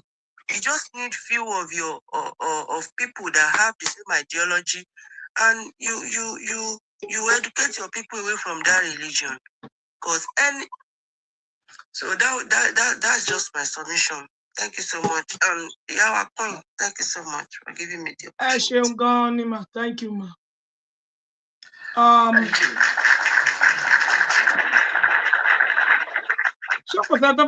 Question. Can I speak before Mubarak goes on? Okay. Yes, sir. Okay. Due to what Big Joseph said, yeah, me as someone who speaks the Hausa language fluently, was born in the north, like I said, this is something that I do. When you bring religion talk, I'm a Muslim, yeah, and my religion is to myself. I don't care. It is what I understand that I'm practicing, and I don't care what religion you practice. All I talk about is humanity. You should be a human first before thinking about any religion in your head. And that is where I always emphasize when I talk to the people down north. I'll be like, look, I don't care. They come for me all the time. Come on, now they will say, Mubarak can hear me. That's you. You understand? Because as someone who is serving in the military, you know, they look at you like, oh, you are serving the Yahudawas. So some Mabazari Aka. Because no, normal. Yeah. They will say, oh, Yahuda some Mabazari Aka, I damn and Kai Muslim Maba, but I've had a lot of stuff like that, which I don't care. I only talk about the problems we're facing, and religion contributes the most. Let's put tribes or whatever aside, because we already know the coming of the British, they mixed people, they did everything for their own good. But that religion is the main issue that we are facing in that country. If you cannot put your religion, put your emotional, how you're emotionally attached to your religion aside and face what is going on, we'll continue to see what's going on in that country. And we haven't seen enough. We'll see a lot more. And I talk about that. So, Big Josie, I talk about that stuff like for real. No, Big Josie will never be happy until you leave the religion of your enslavers. Thank you. I just can't say any shoki, please, Ejo. I'll be something about. By the way, the translation of what Tonari Baba just said, Yehuda Makapasari Akai, means Jews have peed on your head. Yeah. Big Joseph said you be mumu then. What did I do? I'm sorry. You're still staying in the religion of your captors now. Oh, is that the reason? Yes. No, I mean, it is choice. It is a choice. So everybody has a choice. It just depends on how you practice. You understand? Táwọn tó fẹ́ béèrè question kí n tó béèrè question mi torí gbogbo ọ̀rọ̀ tí wọ́n sọ ẹ má bínú o, mi ò ní lè sọ èdè elédè, ẹ má bínú. Èdè Yorùbá, èdè babalá bàbá mi lèmi máa sọ, ẹ má bínú sí mi. Tí Mubarak ò bá gbọ́, mọ́mì wa ẹ jọ̀ọ́ ẹ lè bá mi ṣe ògbùfẹ́, ẹ má bínú sí mi, please and please. Nǹkan tí mo fẹ́ béèrè ní ọwọ́ Mubarak òun náà ni pé pẹ̀lú bí gbogbo nǹkan ṣe ń lọ ní Nàìjíríà lọ́wọ́ báyìí, number one, màá kàn sọ̀rọ̀ ṣókí lórí ẹ̀sìn tí ó sọ̀rọ̀ lé lórí. Gbogbo nǹkan tó sọ̀rọ̀ sí lórí pápátá kò sí eléyìí tí ò yé mi bẹ́ẹ̀. Nǹkan tí mo kàn fẹ́ sọ lórí ẹ̀sìn yẹn ni wípé kí Elédùmarè kí ó ṣàánú gbogbo wa. Ilé ayé yìí láti bá, ilé ayé náà la dẹ̀ máa fi ńlẹ̀ sí, number one nìyẹn. Number two náà ni wípé ẹ̀sìn tá bá ní kò ní kúrò nílẹ̀ Yorùbá, tó bá kúrò tá bá dẹ̀ ní ó máa kúrò, tí ò bá kúrò ń bẹ̀ kò síbi tí a fẹ́ léra wa lọ. Ìyẹn ni number one tí èmi fẹ́ sọ̀rọ̀ sí ní orí ń bẹ̀. Tá bá ló máa kúrò, tí ò bá kúrò kò síbi tá fẹ́ léra wa lọ. Tán bá ní omi ti rò pọ̀ mọ́ ẹja, ẹja sì ti rò pọ̀ mọ́ omi, àbí omi ti rò pọ̀ mọ́, àbí kí ló ṣe máa ń sọ, ẹ má bínú tí n bá mọ òwe yẹn pa dáadáa. Number one tó jẹ́ important tó dẹ̀ yẹ kókó, ẹ má bínú tí n bá sọ èdèlédè sí àárín ọ̀rọ̀ mi, ẹ má bínú sí mi please, ẹ má bínú. Number one tó jẹ́ kókó jù ní àárín wa nílẹ̀ Nàìjíríà òun náà ni ìfẹ́. Tí ìfẹ́ bá wà ní àárín wa, tẹ́ bá wo àwọn babalá bàbá wa, ìfẹ́ yẹn náà ni wọ́n fi bẹ̀rẹ̀ títí tí débi tí a dé ní èní. Ṣùgbọ́n èmi lè ṣe, torí mo ti ṣe debate sí lórí ní àìmọye ìgbà ní orí ìkànnì yìí pé kí ni problem kí ló fa ìdí wàhálà tí a ní ní ilẹ̀ Nàìjíríà tí ó jẹ́ ìlú babalá bàbá wa ní èní. Òun náà ni wípé mo sọ̀rọ̀ lórí ẹ̀sìn, mo dẹ̀ sọ̀rọ̀ lórí àwọn ìjọba wa nílẹ̀ Nàìjíríà. Ṣé àwọn ni problem, ṣé àwọn ni ìṣòro tí wọ́n kó bá wa nílẹ̀ Nàìjíríà lénìí? Ṣùgbọ́n púpọ̀ nínú àwọn èèyàn ni wọ́n sọ wípé àwọn ìjọba òun náà ni ìṣòro tí a ní, nítorí wípé tá bá wo ẹ̀sìn méjèèjì àbí ẹ̀sìn mẹ́ta ẹ̀sìn mẹ́rẹ̀ẹ̀rin àbí ẹ̀sìn márùn-ún tí a ní nílẹ̀ Nàìjíríà lénìí, gbogbo wọn pápátá òun ni wọ́n kó sí abẹ́ ìjọba tó jẹ́ ìjọba Nàìjíríà. Kò sí agbára kankan tí ẹ̀sìn kankan ní tó kọjá ìjọba Nàìjíríà ní gbogbo ibi káàkiri gbogbo àgbáyé. Kì í sọ pé ní gbogbo àgbáyé. Òfin òun ni wọ́n máa ń gbé sí orí ẹ̀sìn. Wọ́n ní ìlú tí ò bá sí òfin, ẹ̀ṣẹ̀ ò sí ńbẹ̀. Nítorí pé ìlú tí ò sí òfin ni ilẹ̀ Nàìjíríà jẹ́. Ìlú tí ò sí òfin òun ni Nàìjíríà. Tí òfin bá wà ńbẹ̀, kò sí agbára àbí ọwọ́ tí ẹ̀sìn fẹ́ nà tí òfin ò ní gé. Ní ojúwòye ti tèmi, kò sí ọwọ́ kankan tí ìjọba fẹ́ tí òfin tí ẹ̀sìn, bóyá láyà ní ẹ̀sìn mùsùlùmí ni àbí ní ẹ̀sìn kìrìsìtẹ́nì ni. Ẹ má bínú. Okay, bóyá kí ẹ bá wa ṣe ògbufọ̀ fún ọ̀rọ̀ tí mo sọ, ẹ má bínú mà. Mubarak, our host is saying that she believes that there's no way that we can separate at this juncture because we're all intermingled culturally, intermarried, and so it's going to be a tough thing to now separate us. And she also believes that the problem is in the leadership and the laws, that if we have the right leaders that institute and implement laws, that those laws will be more powerful than religion. She believes that laws are capable of controlling religious fervor, religious fundamentalism. Okay. So let me just chip in. Nobody is saying Nigeria should separate. We are saying we have to give the option to to either separate or choose to belong, because you can't belong and then still calling yourself another nation operating on another law like the Sharia law. So you have to be asked. That's the referendum. It's not like you are chased away. No, you are asked to want to belong or not. Okay. Let me say something. Even to me, Nigeria is even separate indirectly, because we are having like a two constitution governing a nation, one continent. The Nigeria have their law, and also the Northern have their Sharia law. So the country is divided indirectly or directly. Sorry, can I quickly come in? Queen, please. Okay, no problem, sir. Thank Kò you. sí Thank you so ìṣòro, much. ẹ sọ̀rọ̀ yín. Oh, okay, Boki Bubole, Queen, Iron Man, Etolaye, Big Jokes, Boki, everybody. Mubarak, yeah, Keke. Mubarak. Oh, Mubarak, are you back?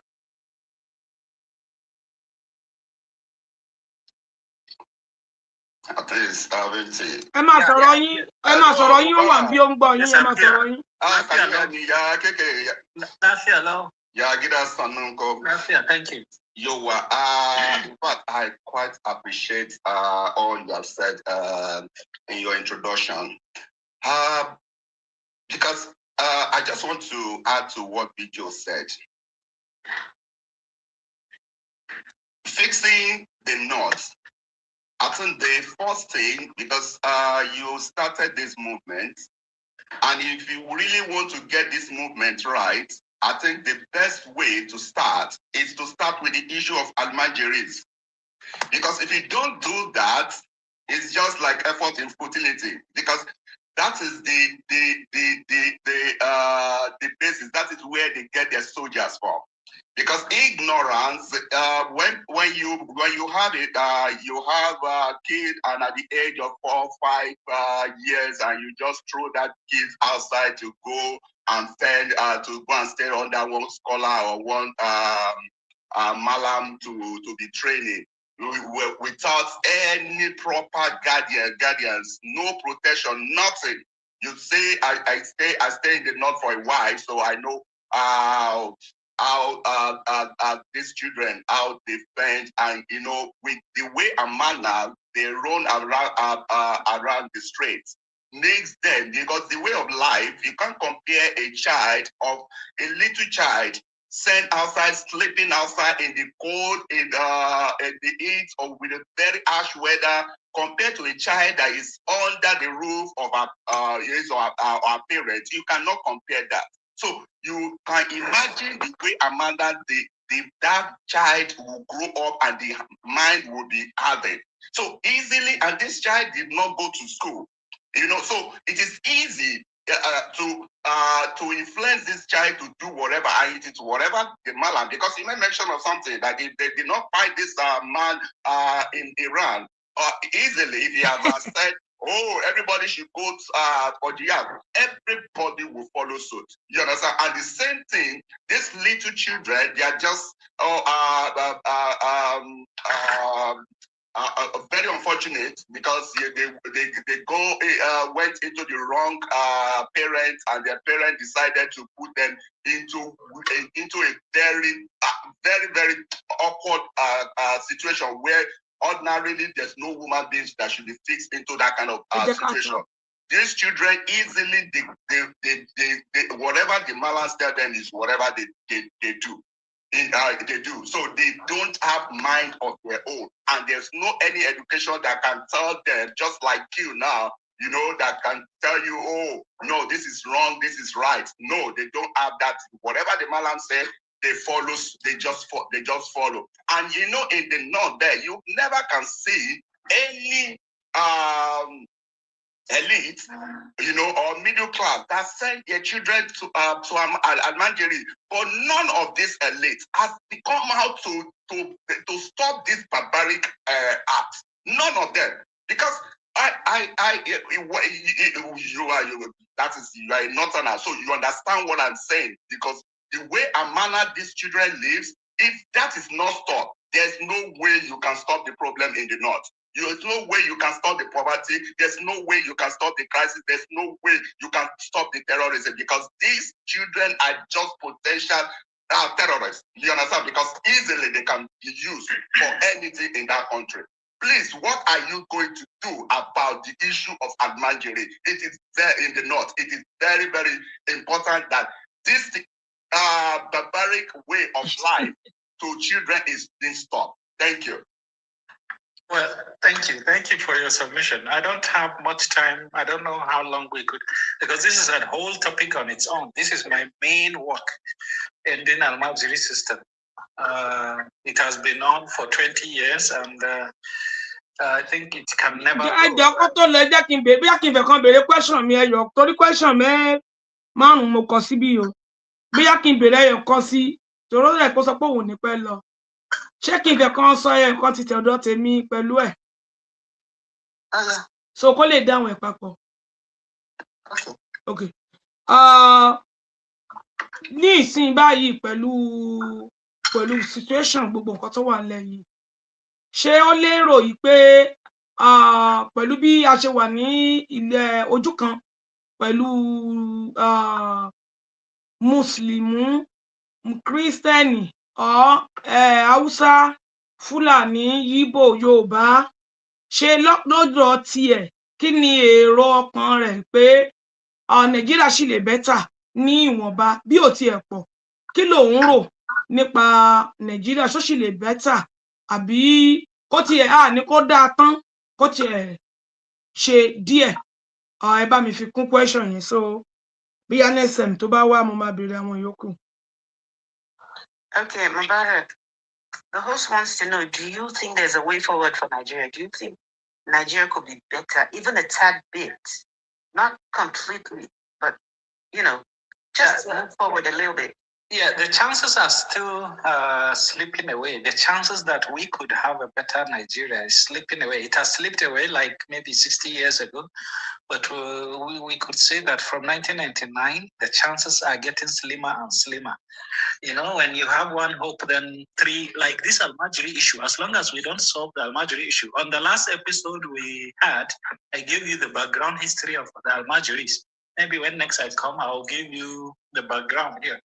So this is a system that has. Ọ̀rọ̀ Almajiri tó ń sọ yẹn sìn, ọ̀rọ̀ ẹ̀ pọ̀rọ̀ Fúlàní ni Almajiri, àbí? No. Àwọn wo ló ń jẹ́ Almajiri? Ọ̀rọ̀ Fúlàní bọ́ọ̀lù. Bí àwọn ọmọdé tí ó tọ̀ gbé nínú ilé wọn, tọkọ lọ gbé ní tọkọ ń gbé lójú street ní street. Ṣé àwọn ọmọ Haúsá àbí àwọn ọmọ Fúlàní? Barak, how much time do you have? Àwọn ọmọ Haúsá, ṣé àwọn ọmọ náà ọmọ Haúsá tó ń sùn sí títì tí wọ́n ń sùn sẹ́gbẹ̀ẹ́ títì àbí? Kúrò rẹ̀ kó máa ń ṣe wọ́n bí àwọn ọmọ kéékèèké tá kó lọ lé kéwú. Ẹ jẹ́ kó fún yín ní background history àwọn Almajiri. Please give them the background history of the Almajiri culture. Yeah. Okay, let me give you a summary. Almajiri system. You know those times that people are taking slaves, capturing people from other tribes. So the religion gave you that freedom to rape your slave. You can rape your slave. So what happens is that those slaves, grape, yeah. When you grape the slave, you reproduce. But those children are not really yours. They are less than your children. They are not considered fully free. And that your slave, from your slave, can be promoted to what you call concubine. The concubine is better than the slave, but lower than the housewife. So that level, our children, especially since those children that you produced are not mainly from your tribe, but they are from people you hated. So you don't regard those children as your own. So what to do with them? You can't kill them. The chances you just send them. You can't do any. You have to just send them away. So you send them to a cleric and assume that they are joining that system for the good of the religion, because they are supposed to be groomed in that suffering. That suffering is what will make them tough, so that when they become the warriors, the soldiers of tomorrow, They will bí wage irú war. àwọn ọmọ tó máa ń sùn sábẹ́ gáràjì ní tó máa ń sùn sábẹ́ gáràjì àwọn máa sùn ká. Bẹ́ẹ̀ni. Wọ́n máa ń kọ́ wọn ní Islam àti àwọn òfin pàyànpàyàn yẹn. So the children of the elite or the normal citizens hardly were allowed into that system, because that system is supposed to be those children that are unwanted. They are children from tribes that were just captured and raped. So that's a class in itself. Even now, if you notice, the people from the cities, those people in the towns and cities hardly allow that their children go there. Even though we don't have slaves anymore, but it's still people from that background that still send their children away for that Almajiri system. I tried to convince governors to ban the system, but they didn't.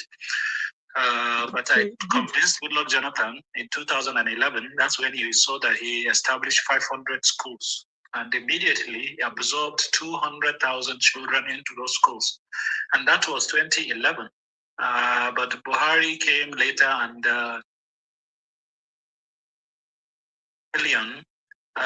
in 2011, now there are 12 to 14 million children. And as you said, there's no way, even now with our own resources, let us even budget the whole thing for education. The whole budget of Nigeria, put it in education, even go and bring those $40 billion and invest it in education. It will not be enough to educate the total number of out-of-school children all over Nigeria. You know, globally, we account for 30% of unschooled children, 30% globally, 30% are in Nigeria, and I would say 25% are in the north. And out of that 25%, I would say 20% are Almajiris. So we could see where the trend is going. And as I said, northern Nigeria had been ungovernable, but it's becoming increasingly dangerous. And the breakdown of law and order could happen anytime. The only saving grace is that there will be state police. This is what I hope would happen before that inevitability comes, so that we can at least have territory to protect.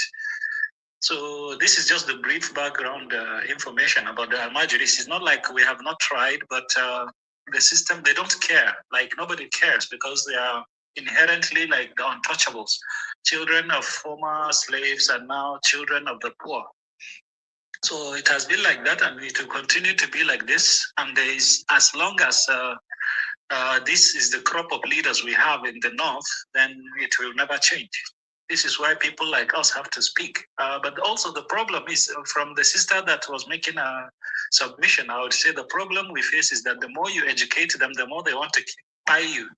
You're trying to tell them this is the right way, and they're trying to harm you or imprison you or buy you. So it has been like that. But we still strive. We still strive to see what we can make out of the system before it's too late. Thank you. Okay. Ta ló tún fẹ́ bèèrè ọ̀rọ̀?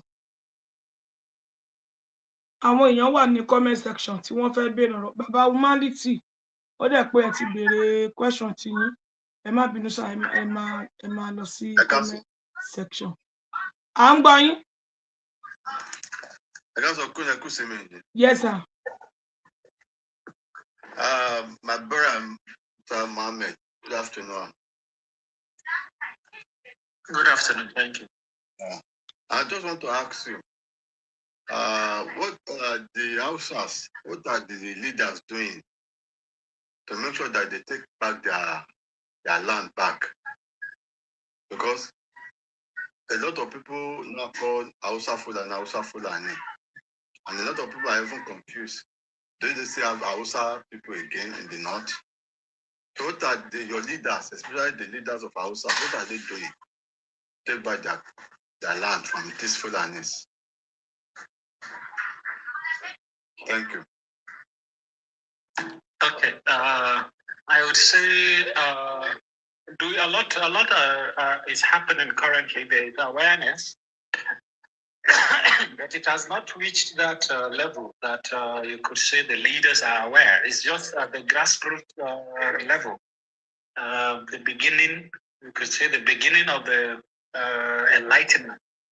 but it has not penetrated beyond the no local masses, just people online trying to create the awareness and then acknowledging that we exist, that there is a population that has been forgotten, in fact, even dismissed, that they don't exist. Òwúrọ̀ lọ́jọ́ ṣe fẹ́ wá sókè ni. But we are the Òwúrọ̀ lọ́jọ́ tẹ bá fẹ́ wá sókè ẹ click guest kí n gbé yín sókè. Okay. Torí mo rí àwọn questions tẹ̀ ń kọ́. In the forthcoming election. Ẹ wá sókè, ẹ click guest kẹ wá sókè. Are you sure the Hausa to want to vote for the APC, or are they going to vote for the APC, or they want to vote for another party? Well, technically, you know that our votes don't count in Nigeria. You know, as long as you have governors, that's what happens. So, what I know would happen is that.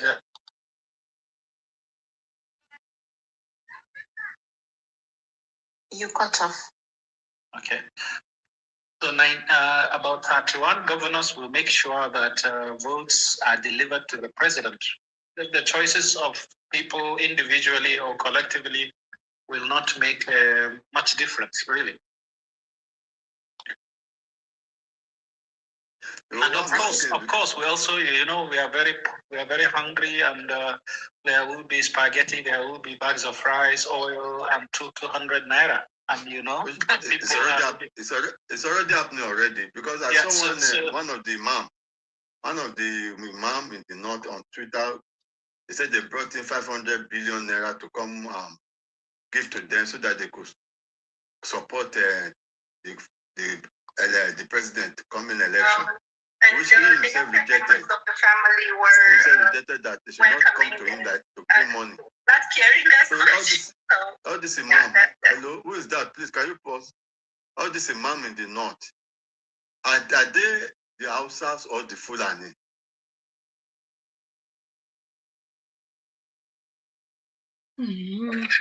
That's an easy question. A Hausa man cannot be an imam where there's a Fulani. Okay. I don't know of that, but I know that precedence is given to the Fulani, yes, especially when it comes to this kind of leadership. Just like if there is a Hausa person, that person has precedence to say a Yoruba person. And then later, maybe you could say to a Middle Belton and then to Igbo. It's always like that. Tribe also counts. What I knew when I was growing up is that you just know that these people are not Muslim enough. It doesn't matter how long their beard is or how short their trouser is. Tribe is better, And it's also the same with the Arabs. They don't consider us blacks. They don't consider us valid in that kind of. We are still number two. Even in paradise, they said we will be number two, not number one. There will be water to wash the blackness out of us. If you notice that even the virgins of paradise are white people, they always emphasize that there are light-skinned girls with big boobs. You will never hear that there is a black girl as part of those virgins in paradise. And all our men are doing is trying to get to those virgins. They don't care about their wives and our mothers and our sisters. All we want is to go and get those white girls.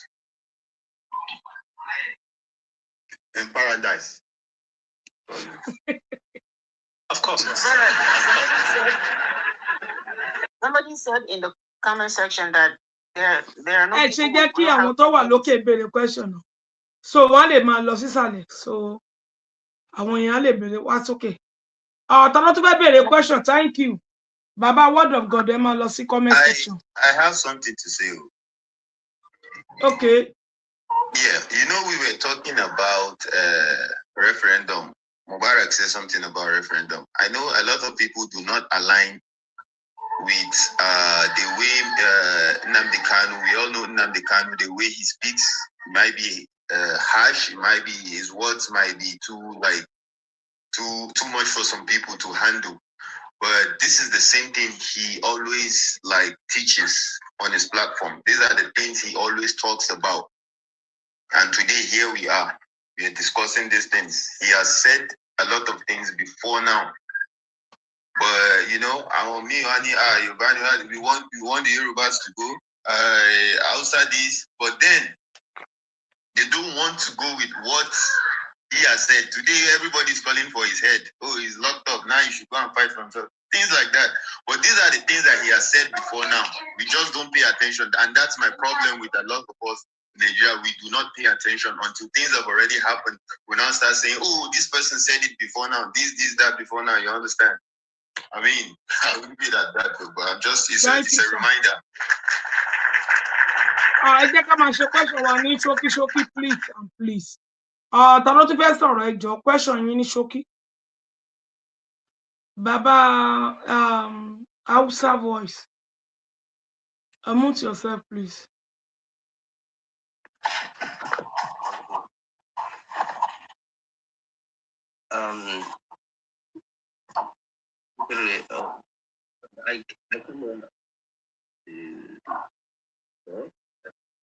We can't hear you.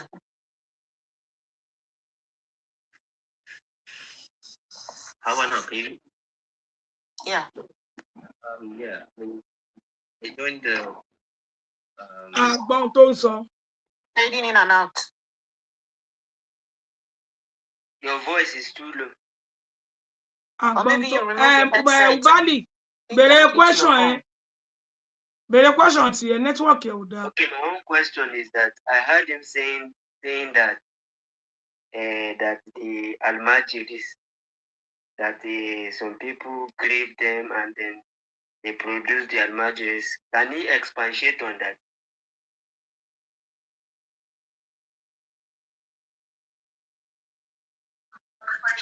Okay, thank you. So what I'm trying to say is that the Almajiris were children of those slaves that were reproduced, but they are not fully citizen. So they are just sent to cater for themselves. The father doesn't care much about them. It's not that like they are his children fully. He did not marry the wife. So that's how it started. He doesn't care about them because they are also from the same tribe. So as low as filthy he considers the mother, that's how he considers her issue, even if it came from his graping. So that's how they chased them away, and then they became something else. But Nigeria should have learned a lesson. Yorùbá ronú click request get sílẹ̀, so automatic ló máa wá sókè. So in 1980, we had Maitasine riots. Maitasine riots consumed 10,000 lives. But after the inquiry, we just shoved away the revolt. This is a cleric that has taken his Almajiris, taught them that they should rise and take over the government and establish Sharia law, or return the country or the region back to Islamic rule, bringing back the caliphate, because the British has left and the military has left. So that's the problem. But instead, because he's a cleric, he's just an outlier cleric, nobody paid attention. But that was when we were supposed to ban Almajiri system. I believe back then there were less than 1 million. Maybe there were less than 1 million then. They could have banned it, but then they became 6 million. They became 8 million. And now we are hearing they are 12 to 14 million. Well, I think I've gotten what I wanted to hear, sir. My question is, who are the slave masters and who are the slaves that were gripped? Okay, the Middle Belters. The Middle Beltans were the ones that were captured those times. You could say the ones that did not convert to Islam. Those were the ones that Islam, under Sharia law, legalized that you could enslave. So anybody that is a Muslim, you cannot raid that community and enslave them, but you can raid any community of pagans or people, especially people that you could now call the Middle Beltans. So the ones that were surviving are the ones that you could say that. So you could just say that it's the Fulani that created that this thing. But also Hausa were also guilty because Hausa were Muslims and they wanted I've gotten what you said. Can I come in? I've gotten your answer. Yeah. So me that I'm talking to you. Yeah. I have brothers who give birth to their children and they gave out their children willingly for Almajiris. So what you are saying about Almajiris is totally incorrect.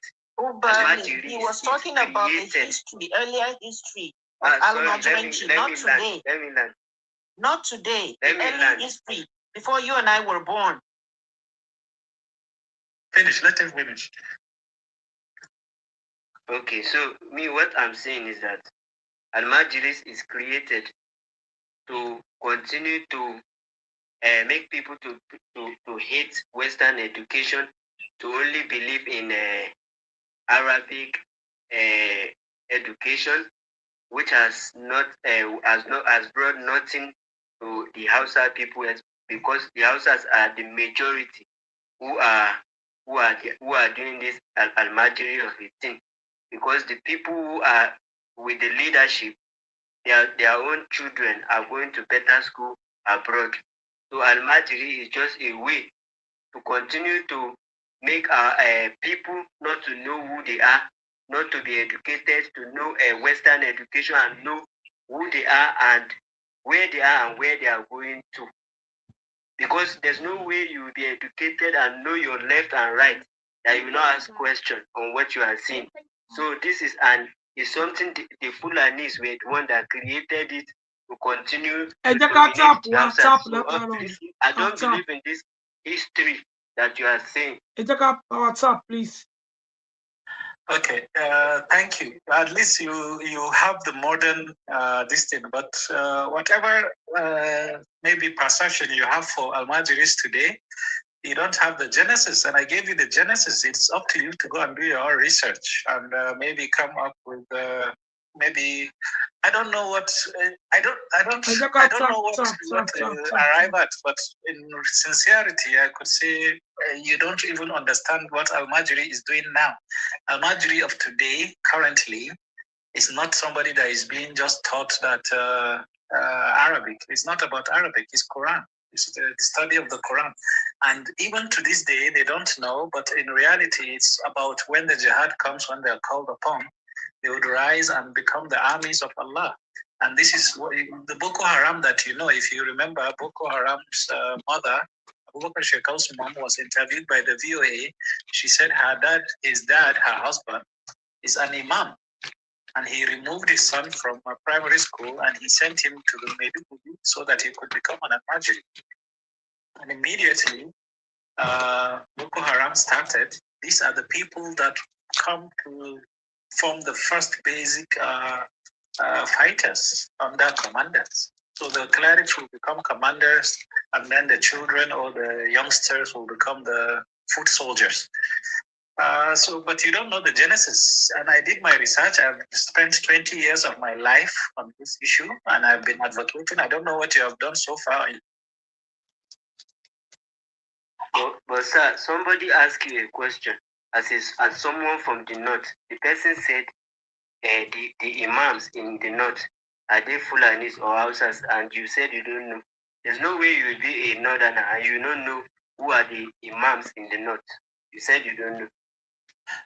Okay, let me ask again. Please repeat. Let me understand. What did he ask me again? A man asked you that those imams in the north, who are in the leadership of Islamic religion in the north, he asked you, are they Hausas or Fulanis? You said you don't know. As a northerner, you are supposed to know. They are Hausa or they are Fulani. Does that answer the question? Or they are both Hausa and Fulani? I didn't know, in Hausa they say there is something they call erkore. I didn't know it's about erkore. It's about sincerity. If you could connect the facts or the dots. I don't want to ascribe any tribe to these kind of things. But if it is about erkore or like an exam that one must answer or one must pass or one must give the accuracy of that lesson, then I could join you in your conjecture. But Mubarak, let me speak to Ubali. Ubali, there is something I want you to understand. Today in northern part of Nigeria, you can see there are let me use this word. There are a lot of Fulani clerics, right? But then again, this saying that they will say Hausa Fulani, you can see an Hausa person, but you go and look at his family, he has Fulani in it. That is most people that always come out to say, Muda Hausa, Bab one day is a Yaraba. Nobody can separate us from Hausas, you understand? They claim to be Hausas, but they have families who are Fulani too. So they continue to stay in that shadow that, oh, nobody can separate us just because you have a Fulani person as a cousin or this or that, you understand? But that cleric of a thing, you have Hausa clerics and you have Fulani clerics. But if you go and check out the Hausa clerics, you see that they are mixed. Also, they are mixed with those Fulani blood and stuff, which some of them don't come out to speak about some things that are happening like this. Things like this that are happening. I don't know if you understand what I'm saying. Okay, let me give 2 sentences to close the matter. Anybody can become a cleric. Anybody, as long as you are Muslim. Exactly. As long as you are Muslim, as long as you pass through the system. So the Al-Majri of today is the cleric of tomorrow. Please,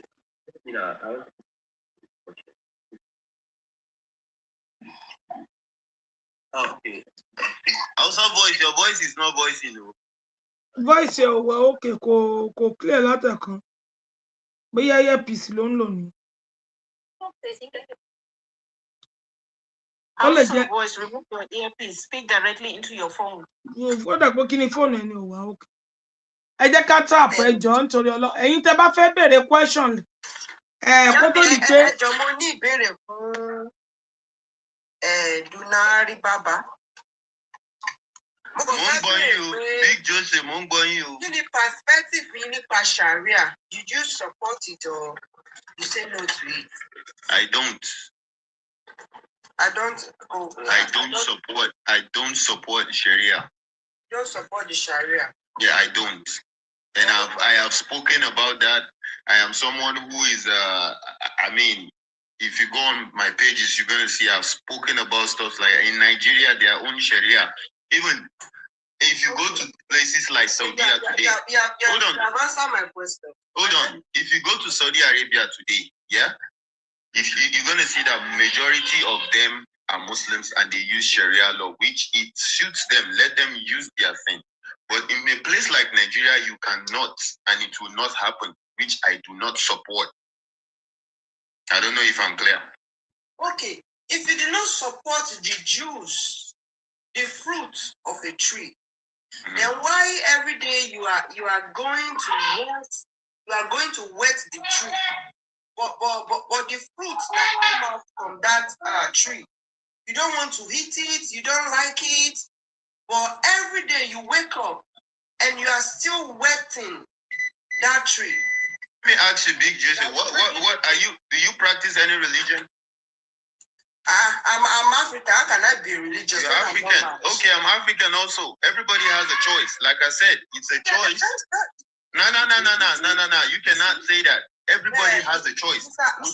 Wait, do you believe that someone created you? Wait, no. Because sometimes you guys always look at people just because I'm practicing Islam. Hello, Mr. Doman yes, Baba, please. Ẹ jẹ́ ká dá ẹni tí gbé wá ní ohùn. So tó bá kù àárín ara wa ká máa bá ọ̀rọ̀ wa lọ, please. So okay, ma. If you believe Adam and Eve are your ancestors, you are half caste. You are not a full African. You're not a full Yoruba. You're not a full Igbo. You're not a full Hausa. That's all I'm going to say about that. Okay. Thank you, ma. Tọ́lá tó bá béèrè question, so kí a lè tètè máa tẹ̀síwájú ní orí program wa, please. Tọ́lá tó bá béèrè question ní comment section. Okay, ẹ̀yin ẹ má bínú ẹ tí béèrè question láti ẹ̀kan. À ń gbọ́ yín.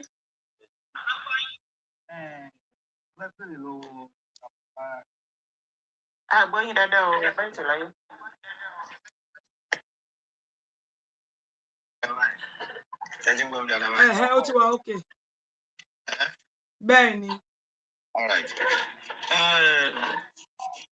have a small question. Based on Islamic ideologies, we have like 41 to 42 ideologies under Islam. We have Sufi ideology, Shia ideology, Oh yeah, ma, but Salafi okay. ideology, Any small Sunni question? ideology, and so many and so on. All this ideology is very different, and each one of them have their jihadists. You know, this is how dangerous to the citizens and to the Muslims themselves. What do you think about this? And do government know about this?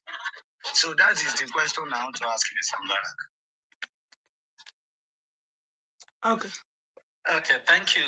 I could say maybe if there's small understanding you have of the Quran, and if all these ideologies are deriving their teachings from the Quran, then the decision is clear. The Quran was very clear about Sharia and about jihad.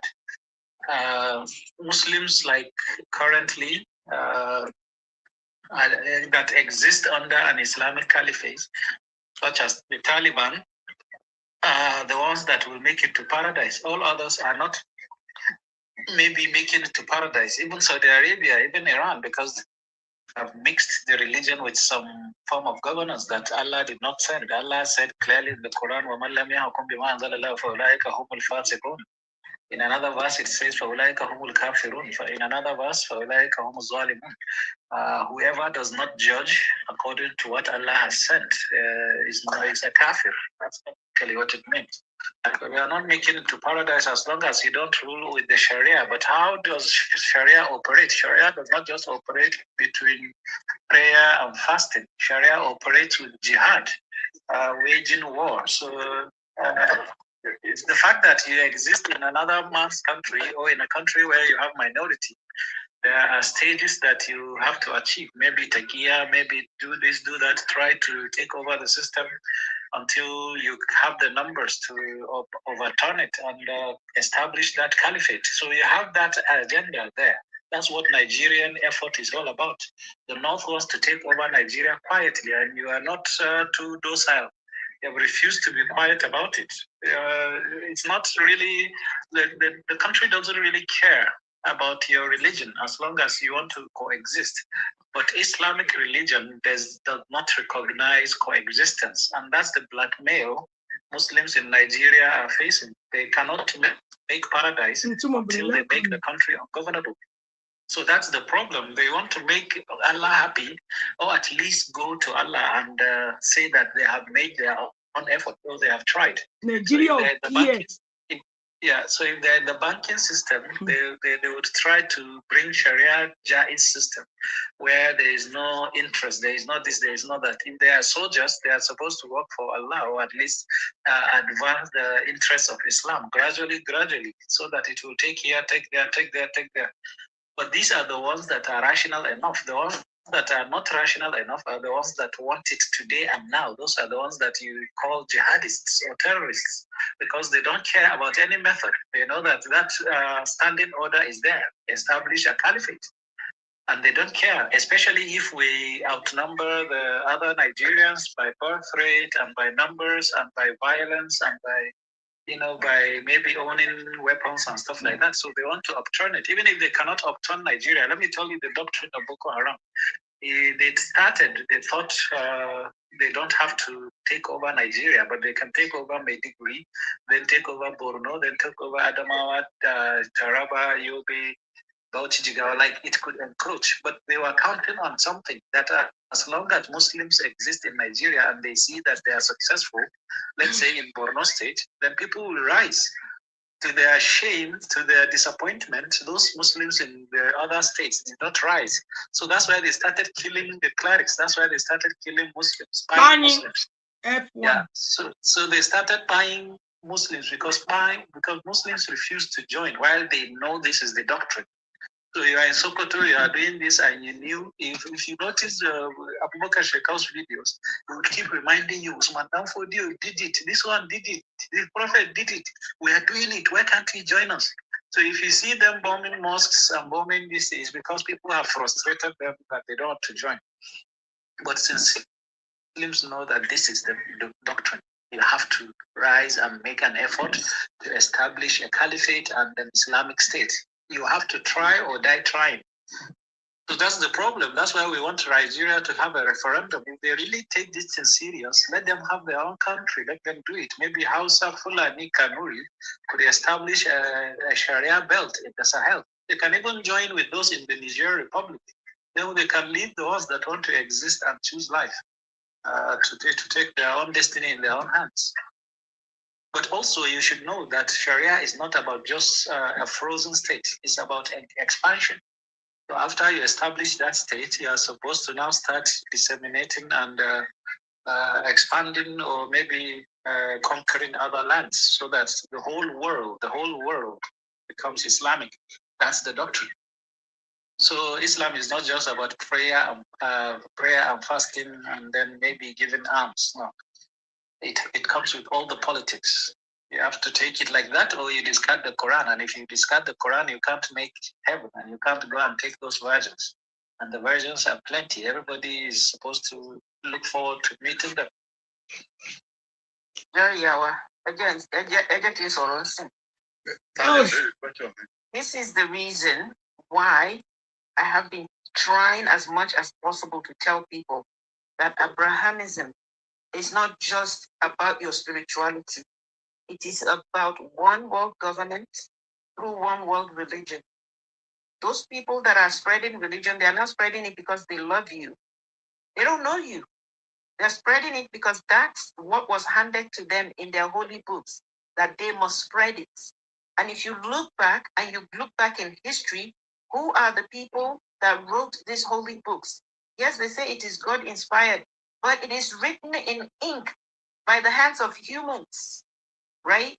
So the ultimate goal of Abrahamism is domination everywhere in the world. And their very root, or should I say, their very root, the very beginning of Abrahamism started with Judaism. It was Judaism that gave birth to Christianity and then gave birth to Islam. They have they're branches of the same tree. And at the upper echelons of leadership, world leadership, all those leaders of Saudi Arabia, of Israel, of Europe, they work in one accord. They are together in this, whether you like it or not. You people that are practicing the religions, you are nothing but their foot soldiers. So be wise, people. Thank you. Yeah. Can I ask you a question, Mubarak? Can I ask you a question? Yes, please. We know that Trump came to bomb. F1, Baba, Kisha, don't be by Sorry. F1, please. We know that Trump came to do some certain things in Sokoto. What was the reaction of the Hausas in that area when this thing happened? Was the reaction negative or positive? It's negative, of course, because we don't even like the minister just took over, and immediately you saw Northerners warning him that he cannot come and end the terrorism. He cannot come and fight the terrorists. He even said, one professor, please. He even, Yeah, so he even said you cannot come and do this thing against our people. He called them our people, and everybody is now said to have said, these are our people, these are our brothers. So we don't want the terrorism to end per se, but we want them not to buy us. We want them to buy those ones that Allah said they should buy. Like they're supposed to go and venture out and conquer lands and resources, not on us. So you don't see our people crying if Osama bin Laden did something in New York, or if now Iran is doing something in another country. We love it. We love the jihad. This is our people. This is the Islamic mentality. You love jihad. You love that destruction and that carnage. Just that it shouldn't happen in your own backyard. What they hate is that it's happening on them. As even Boko Haram, if they were not touching them, if they were not harming the society, they wouldn't care if they were doing their thing in Plateau, or they migrated and did it on another people. they would celebrate it. In fact, it was celebrated whenever they were doing it on the military. People were celebrating them. So September 11th happened and our people were celebrating. When Hamas was doing its own thing, October 7th in Gaza, in Israel, they were celebrating. Even now, you go online, you see them celebrating Iran. So why would they be happy that Donald Trump is coming to buy their own people, their own region? No. In fact, they are saying that he did not do it on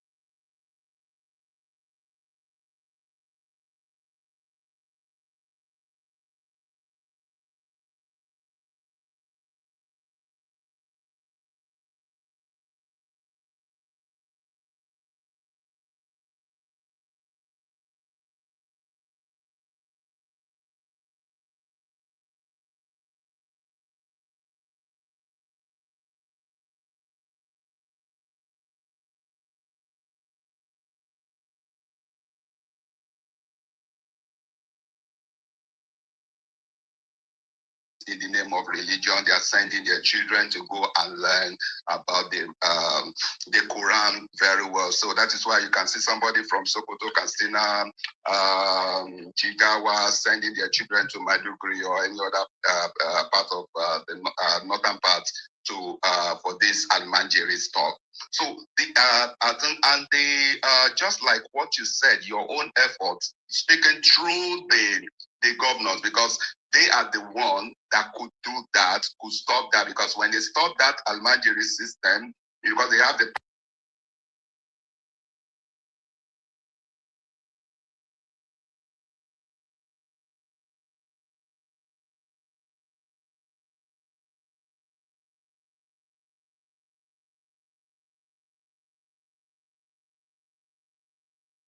class will not do that. But they have these foot soldiers, that are uneducated to use for whatever stuff they want to do in order to continue to be in power. So that is why people like you have to continue to make efforts in order to stop this Almanjiri system. And come about the issue of Boko Haram. When it started in Maiduguri, they started buying the Northerner, the Southerner, and the Christians. So, like you said, you rightly said, the people, the Muslim then, and the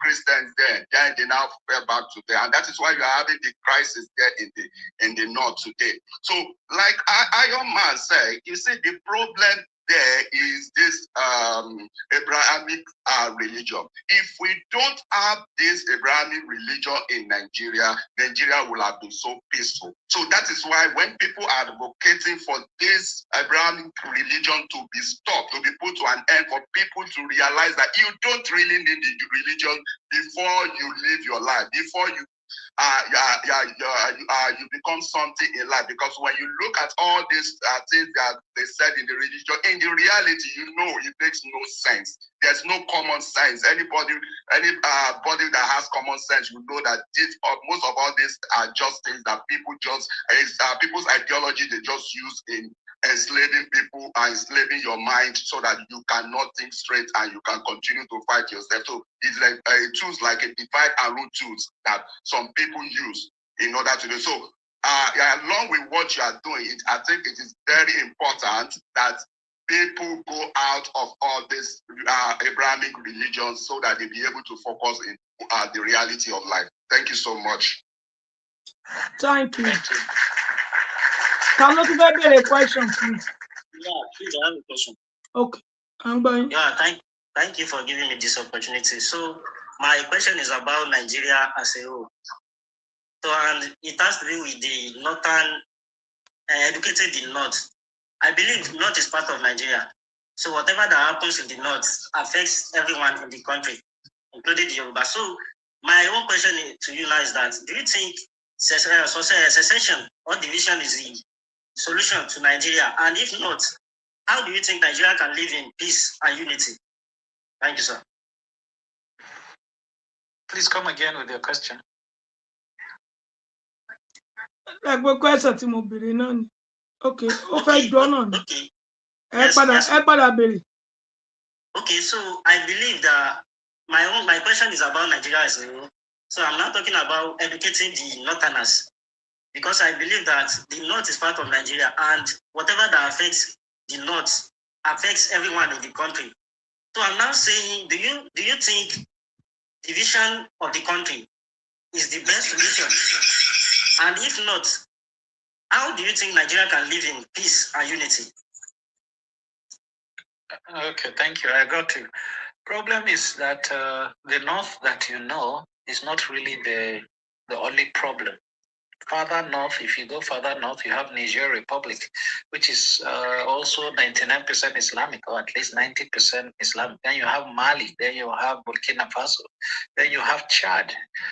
So even if, for example, there is this division, and Nigeria is very porous, and then they chose to leave the Islamic state they want, then what happens to the south or the central Nigeria? People will still be in poverty, and they will still want to come and live in the south to work, to earn some money, or to earn a living. Or if the insecurity continues, maybe for safety. So you still suffer the same problem, whether northern Nigeria is in Nigeria, or whether Islamic northern Nigeria is out of Nigeria by referendum or by choice, and they want to have their own Taliban system. It will come back to haunt us. That's the problem. So the best thing is to educate the region that they don't need religion. They don't need that fanatical religion. You could be as religious as Dubai is, or as religious as maybe the Philippines is, just try and be religious without harming the other. But it's a tough thing. If you know that the terrorism that they are suffering in Niger, Mali, and Burkina Faso is worse, far worse than what is happening in northern Nigeria, but it's all coming to roost in the north. So whether we are in one country or whether we are separate, then the regions of the central Nigeria and the regions of the south will still suffer whatever happens on the Sahel, really. So the effort is to educate the people in the north about modernity, because that's what we are lacking in the north, modernity. Fanaticism with the religion. Question yín bẹ́ẹ̀ yẹn, Mr. Ṣẹ́gun, ẹ tún kọ sí kò ká comment nísàlẹ̀. Yeah, so that is it. So, okay, sir. So how do you now think we can live in unity and peace? For now, the trajectory is that we are heading towards oblivion in the north, and the problem is that we are dragging the whole country with us. So the government has to wake up. But I know that not these current politicians, they can't wake up. The only hope is that we are here, we have a voice, and we constitute the largest number by demographics in population. Youth, you could say people from 50 or 55 to, let's say, 20 years old. These are the category that will have to take their own destiny. So we have to be very vocal, very active, and take over the country, and then maybe change the destiny, change the trajectory. Yes, Mubarak just cut me off. Okay. Kill someone. Go. Only 50, 55, and 20. Cut off. No, I beyond that, your ancestors, we are just the ones that we could say. No, not your ancestor. Don't do that. No, try. Look. Good luck, Jonathan. Just said beyond 50, you are not supposed to even leave Nigeria. Beyond 50, and we have 60-year-olds calling themselves youth. A 60-year-old. I am a youth. Tinubu guy is a youth. President in Nigeria got youth. Even though this hour, I am a youth. Only youth long. Video this hour, only youth. Yeah, please. Mubarak, question. So, can I ask a question, Mubarak? Yes, ask. Okay, what are you? If the Hausas said you people say you are doing something, what are you doing in terms of your Hausa men marrying these Fulani women? No, you are already into each other. So what are you doing to the generation that is coming that you must not marry from this Fulani in order to save your population? What are you guys doing? Okay, firstly, on a personal level, I am Hausa and Fulani. This is like an identity. Like you can't, as I said, there is no one in the north that doesn't have the mix of Hausa or Fulani. And I would prefer we intermarry more so that there will be no difference.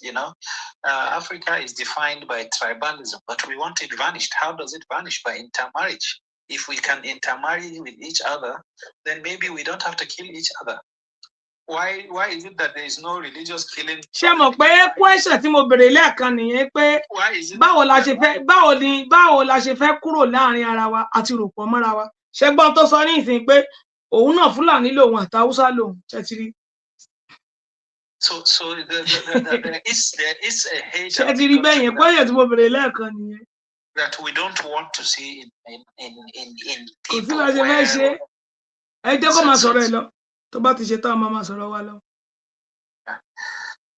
So the matter is not about intermarriage. In fact, that's the solution. If you could intermarry, then you would be family. Why do you think France stopped fighting England? Tẹ́ bá bi léèrè ní ìsìn pé ṣé fẹ́ kí Fúlàní parun. Àǹtí ẹ lè bi léèrè pé ṣé fẹ́ kí Fúlàní ẹni sùúrù ẹ máa gbọ́ o.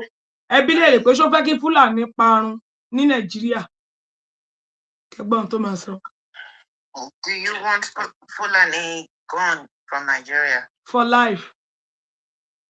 Okay, let me tell you, there are indigenous Fulani and there are people coming in later, So the ones that are already Fulani is Fulani. are supposed to be. See, Fulani indigenous. No Fulani indigenous. No Fulani. No Fulani indigenous. No Fulani indigenous. What I know is that for centuries there are settled tribes. But mi kò fẹ́ ká lọ bẹ̀ yẹn ni. Question tí mo kọ sílẹ̀ pọ̀ mi kò fẹ́ ká lọ bẹ̀ yẹn ni. So ló yẹ kí bèrè question àkọ́kọ́ yẹn lọ́wọ́ ẹ̀.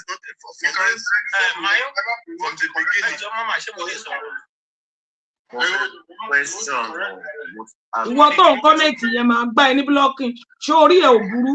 Ṣé mo sọ̀rọ̀ látàárọ̀ ń bí? Mo sọ̀rọ̀ ń sòdè ń sọ pé fún ìfihàn aláwọ̀ ẹni tó sọ̀rọ̀ kó flow ayé bàbá ẹ̀ ò ní dáa. Ṣé látàárọ̀ tí mo ti wà bí more than 3 hours ṣé mo sọ̀rọ̀ ni? Bàbá ẹ̀ àti ìran ẹ̀ máa ń yóò dín ní. Kí ló kọ́ ẹ pẹ̀lú kan tí mò ń ṣe ń bí? Ó ṣì èrè ni ṣé mo pè ẹ́ síbí ni? Okay. Adé máa sọ̀rọ̀ máa ní kí n dákẹ́ fún kí ni? But wait, please, let me ask you a quick question. You said that it is impossible if we do separation. What about state police? What about what? State police. First thing that people can fall back to if the federation cannot hold, people can at least have a semblance of a state. Without state police, when the federal is gone, then it's free for all. Maybe we'll have a Rwanda 1994 situation. But with state police, maybe we can save that destiny, that we don't have to suffer lawlessness because the federal is no more. But you, the Fulani don't want state police. You don't want state police. So what I'm already been Baba or state police, question, please.